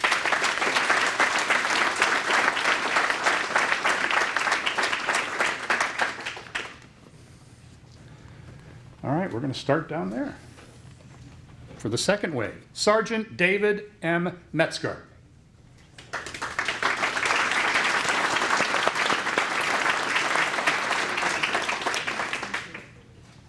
Sergeant Metzger served in the United States Marine Corps from 1995 to 1998. He was involved in a helicopter accident and was able to pull out 14 of his friends. And also involved in an accident where he was the only survivor. He guarded President Clinton during his trip to Camp Lejeune, and while on security detail, he had the opportunity to meet some singer-songwriters like Alanis Morissette, who sang Isn't It Ironic, and George Thorogood, who sung Bad to the Bone, and also one bourbon, one scotch, one beer, if I'm not mistaken, too. While they were on tour and they were on patrol, he decided he wanted to listen to some heavy metal through the PA system on the Humvee. They got into a firefight, the music played the whole time. He got in trouble with his superiors, but the rest of the guys thought it was awesome. They were firing to the beat of the music. So, Sergeant David Metzger is currently a corrections officer and a scoutmaster. Sergeant David M. Metzger, thank you for your service.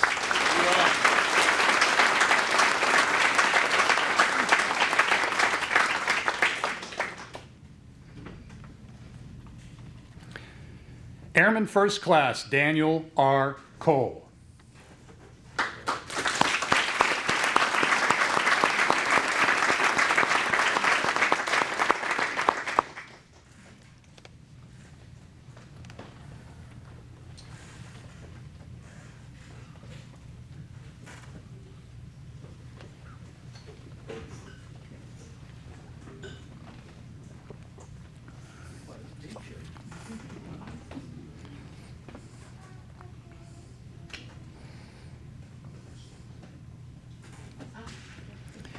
Airman First Class Cole served with the United States Air Force from 1969 to 1971 as an automatic flight control specialist.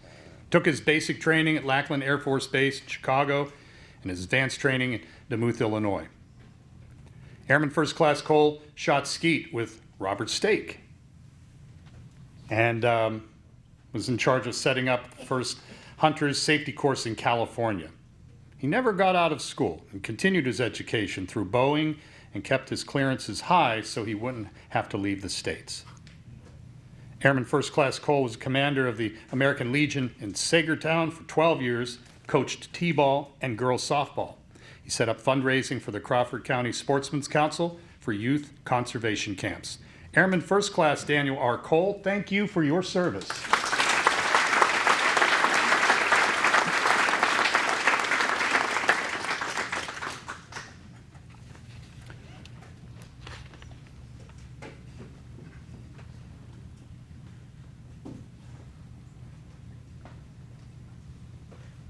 Sergeant Ryan A. Letkowitz.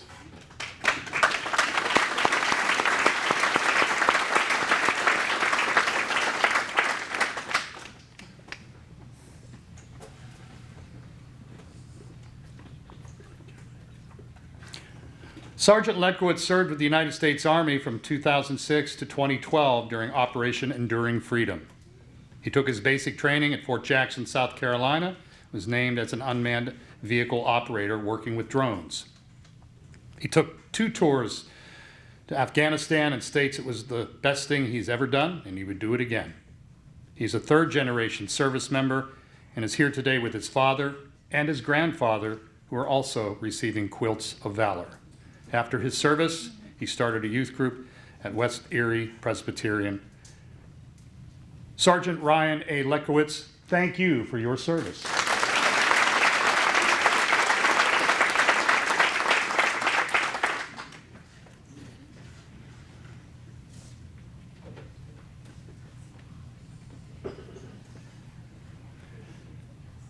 Sergeant Anthony Letkowitz.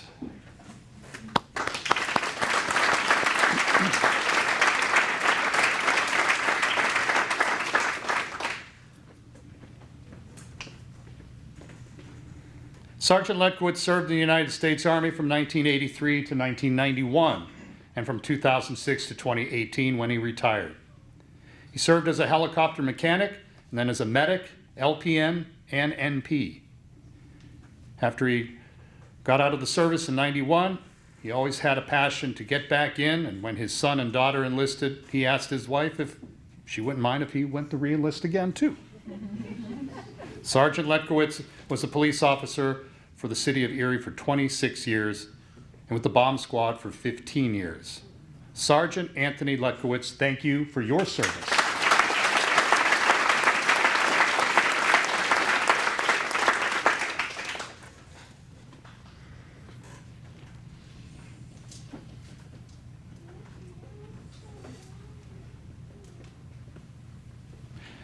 Corporal Dennis E. Tobin.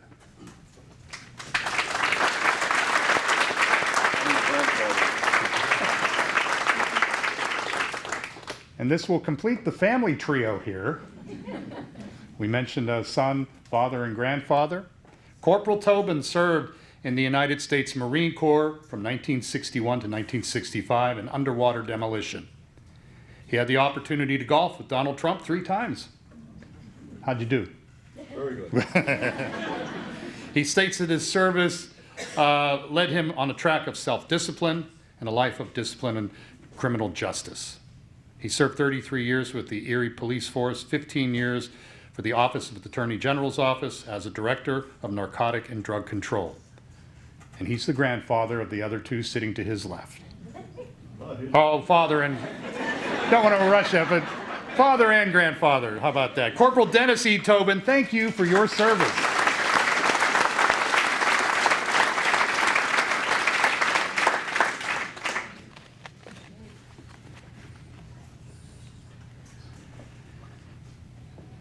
Spec 4 Randolph P. Baum.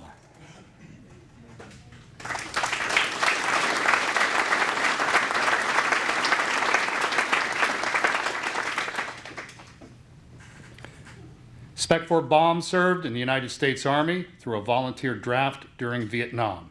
He took his basic training at Fort Dix, New Jersey, and served as a combat engineer and with heavy equipment. And while in Vietnam, he served as an escort for a criminal. Spec 4 Baum was a member of the American Legion and served for 30 years with Greenwood Volunteer Fire Department. Spec 4 Randall P. Baum, thank you for your service.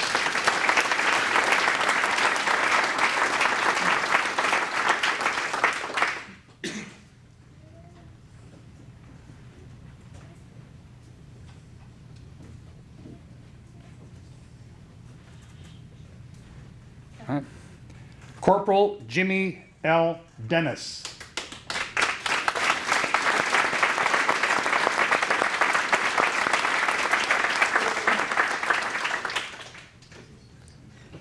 Corporal Dennis served with the United States Marine Corps from 1987 to 1991 as a truck driver during Desert Storms and Desert Shield. He had the opportunity to travel to Japan, Korea, the Philippines, and Thailand, Hong Kong, and Australia. He drove General Gray, the commandant for the Marine Corps, from the helipad to the motor pool. When he was serving Camp Lejeune, he served in the color guard, and they were told they were the best color guard ever seen by the commanding general of Camp Lejeune.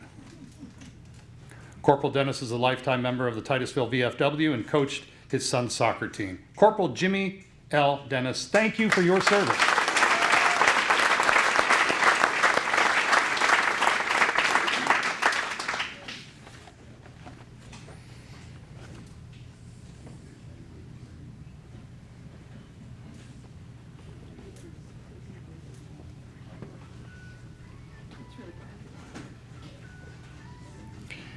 E5 Carl Daniel Hamilton.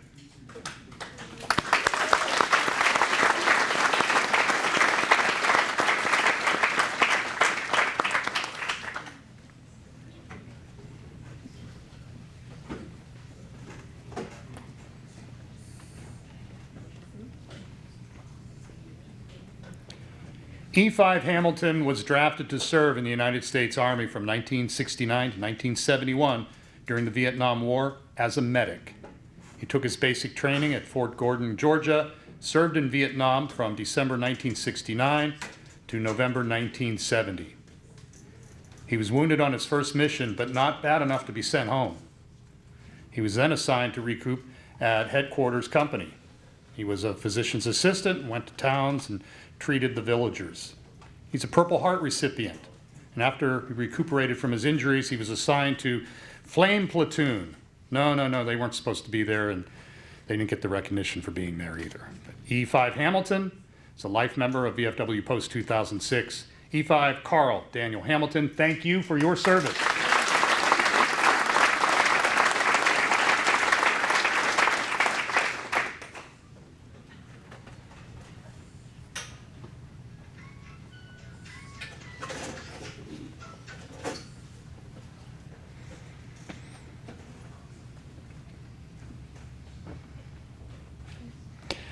Hospital Corpsman Mark M. McGinty.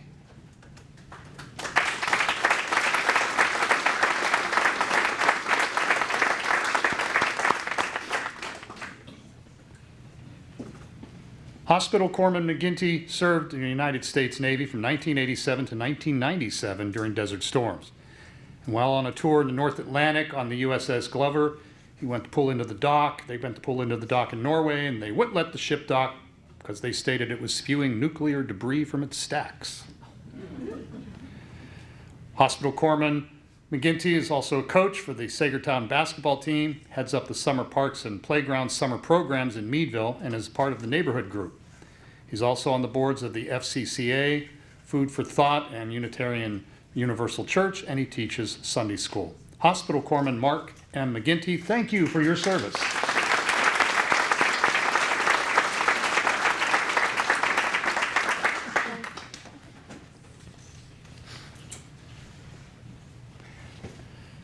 Staff Sergeant John Dilleman.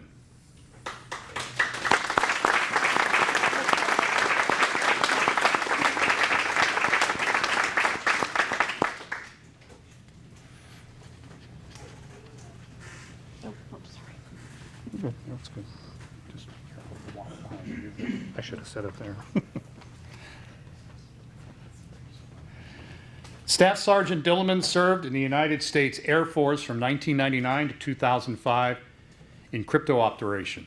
He deployed, sustains, and troubleshoots and repairs standard voice data, video network, and cryptographic devices that are in fixed and deployed environments. Sergeant Dilleman took his basic training, Lackland Air Force Base in San Antonio, Texas, and his advanced training in Keesler Air Force Base in Biloxi, Mississippi. One of his greatest memories while serving is when he was serving in Iceland. He was flying on a C-130 off the northern part of Africa. The pilot opened the cargo loading door to let them sit on the edge while they were flying and strapped to a lanyard line. So, is that cool or what? It looks, from the safety of one's home, it looks very cool, but I can't imagine. Sergeant Dillman stated, "I truly enjoyed my entire military career. I'm a goal-oriented individual who focused on every person in the unit, understanding every aspect of their job." He says, "I also enjoyed getting to know the people I worked with and still have close relationships with those with whom I served with." Staff Sergeant John Dillman, thank you for your service.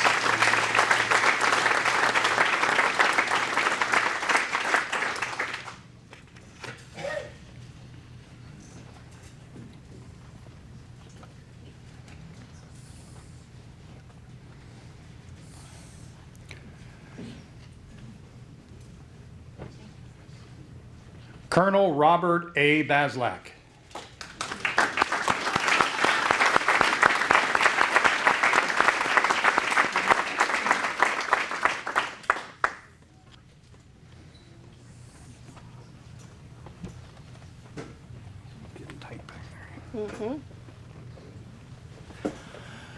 Colonel Baslak served the United States Air Force Reserves from 1995 to 2005 during the Iraqi Freedom and Bosnia conflicts as a flight surgeon. Took 20 combat flights into Iraq. Once, while in Iraq, another plane came and he was talking to a guy on the other plane. And the guy asked him where he was from. Colonel Baslak told him, and the guy asked if he knew a teacher that was from the same area. And come to find out, the teacher was dating Colonel Baslak's son at the time. Things that make you go, He had the opportunity to pilot C-130 over Europe for 30 seconds. He also flew F-16s 5 times. Colonel Baslak is a life member of the American Legion, a school board member, and coached Little League and soccer. He's also a local doctor serving the Conneaut Lake area for several years. Colonel Robert A. Baslak, thank you for your service.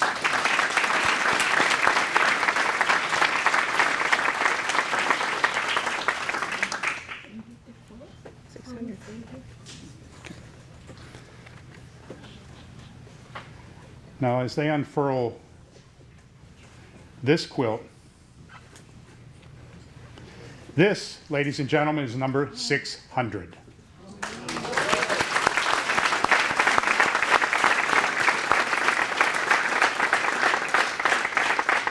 Captain James D. Breath.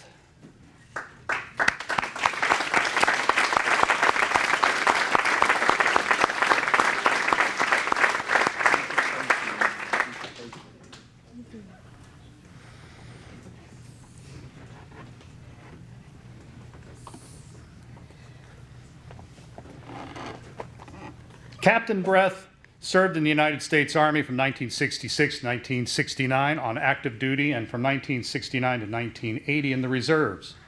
He was a fuel artillery unit commander. He had 1 tour to Vietnam in 1968 and 1969, earned a Bronze Star and Oak Leaf Cluster. He was the youngest commissioned officer at age 19. Captain Breath is a life member of the VFW, member of the American Legion and scuba team. He served 30 years as a state police officer and then was contracted by the United States Army in 2004 as a liaison in Iraq. Worked with the UN police on peacekeeping missions in Liberia and Haiti. He worked with the Department of Justice as a contract training and mentor in Bangladesh, Philippines, Danao, and Afghanistan. Captain Breath is a cancer survivor associated with Agent Orange. Captain James D. Breath, thank you for your service.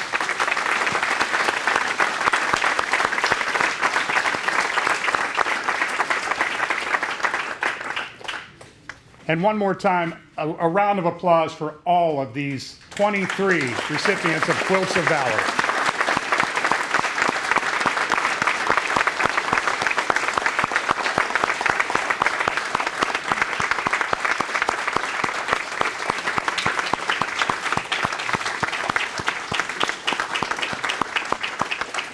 I'm going to turn things back over to Colleen, but I wanted to say thank you for allowing me to share this moment with all of you. I want to thank John Amato for calling me up to sub for him today, but it's been my honor and pleasure. And again, I'm truly blessed to be here on this Veterans Day with all you wonderful people. Thank you so much. Thank you. I'll sit right by you.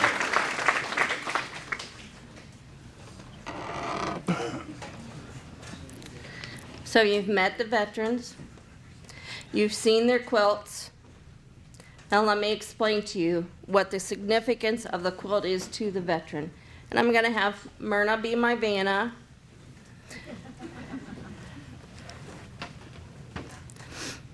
Each of the quilts is made with 3 layers. Each quilt, the top of the quilt is made of its many colors, shapes, and sizes put together to make the design on the front. It represents the community and the many individuals that are in it. The batting on the bottom. The batting or the filling is the center of the quilt. It represents our hope that the quilt will bring warmth, comfort, peace, and healing to the individual that receives it. The back is the strength of the quilt. It supports all the other layers. It represents the strength of the recipient, the support of his or her family, the communities, and our nation. Each stitch that holds the quilts together represents the love, gratitude, and often the tears of the maker. And it's hard to see on this one. I always tell them I'm going to do it in neon orange or lime green or something. But if you look at the quilts afterwards, you'll see the different stitching. It brings a 3-part message, thank you, from our hearts. We honor each one of you for your service. We honor you for leaving all that you hold dear, whether in a time of crisis or in a time of peace. Second, the quilters know that freedom is not free. The cost is the dedication of lives of men and women like you. And the quilt is meant to say thank you for your service and sacrifice. Third and finally, the quilt is meant to offer you comfort and to remind you that although your family and friends cannot be with you at all times, you are always in our thoughts and prayers. The quilts will now be wrapped in what is called a quilter's hug. The quilts of Valor are given to you like a book or a magazine, but with a hug. There's a quilter on one side and a family member on the other side. You'll take the quilt and wrap it around their shoulders and give them a hug. And it's really cold in here, guys, so hang in there.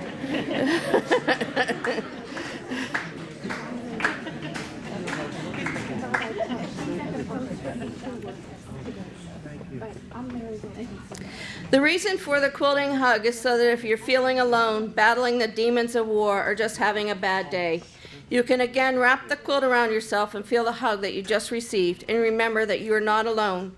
You have the love, support, and gratitude of all of us, family, friends, quilters, community, and nation. On behalf of PA Stitchers of Valor and the entire Quilts of Valor family, and a grateful nation with our deepest appreciation, we thank you for your service to our country.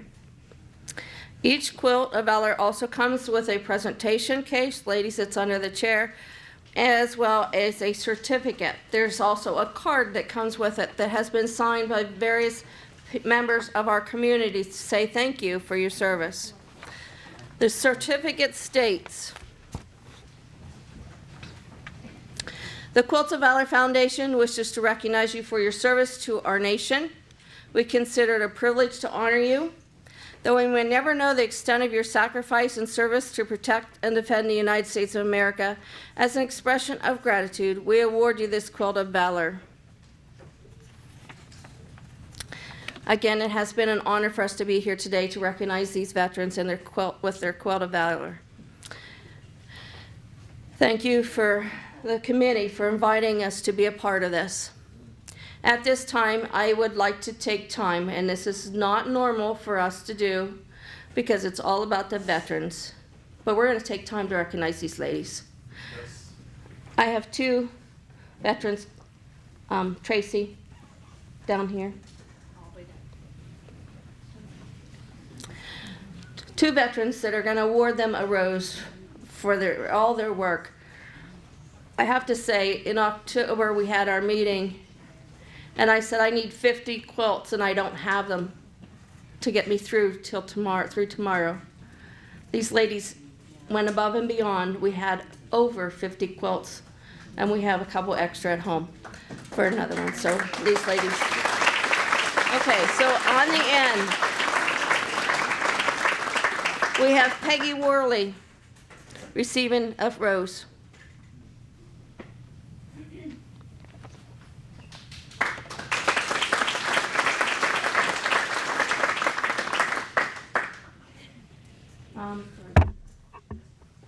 Trying to see my girls are. Jean Lippert.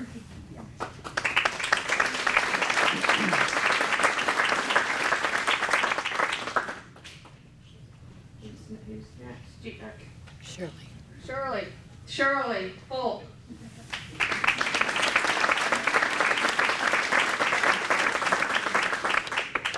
Christine Griggs.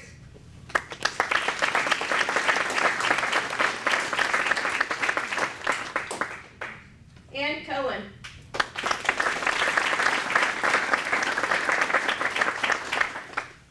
Linda Schaefer.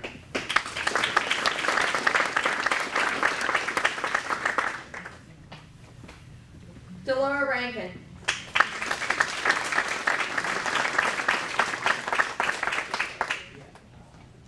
Tracy Koo.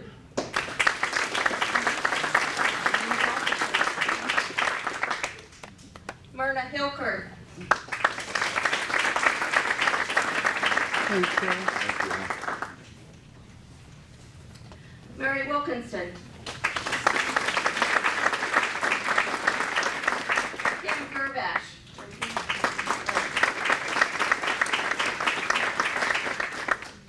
There's a lot of ladies back there. Wanda Minnick. Carol McGowan.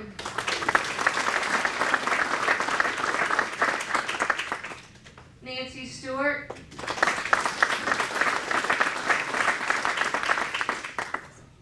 Linda Roche.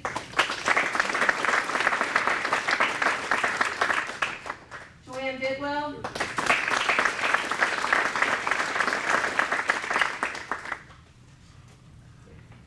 And Becky Haas.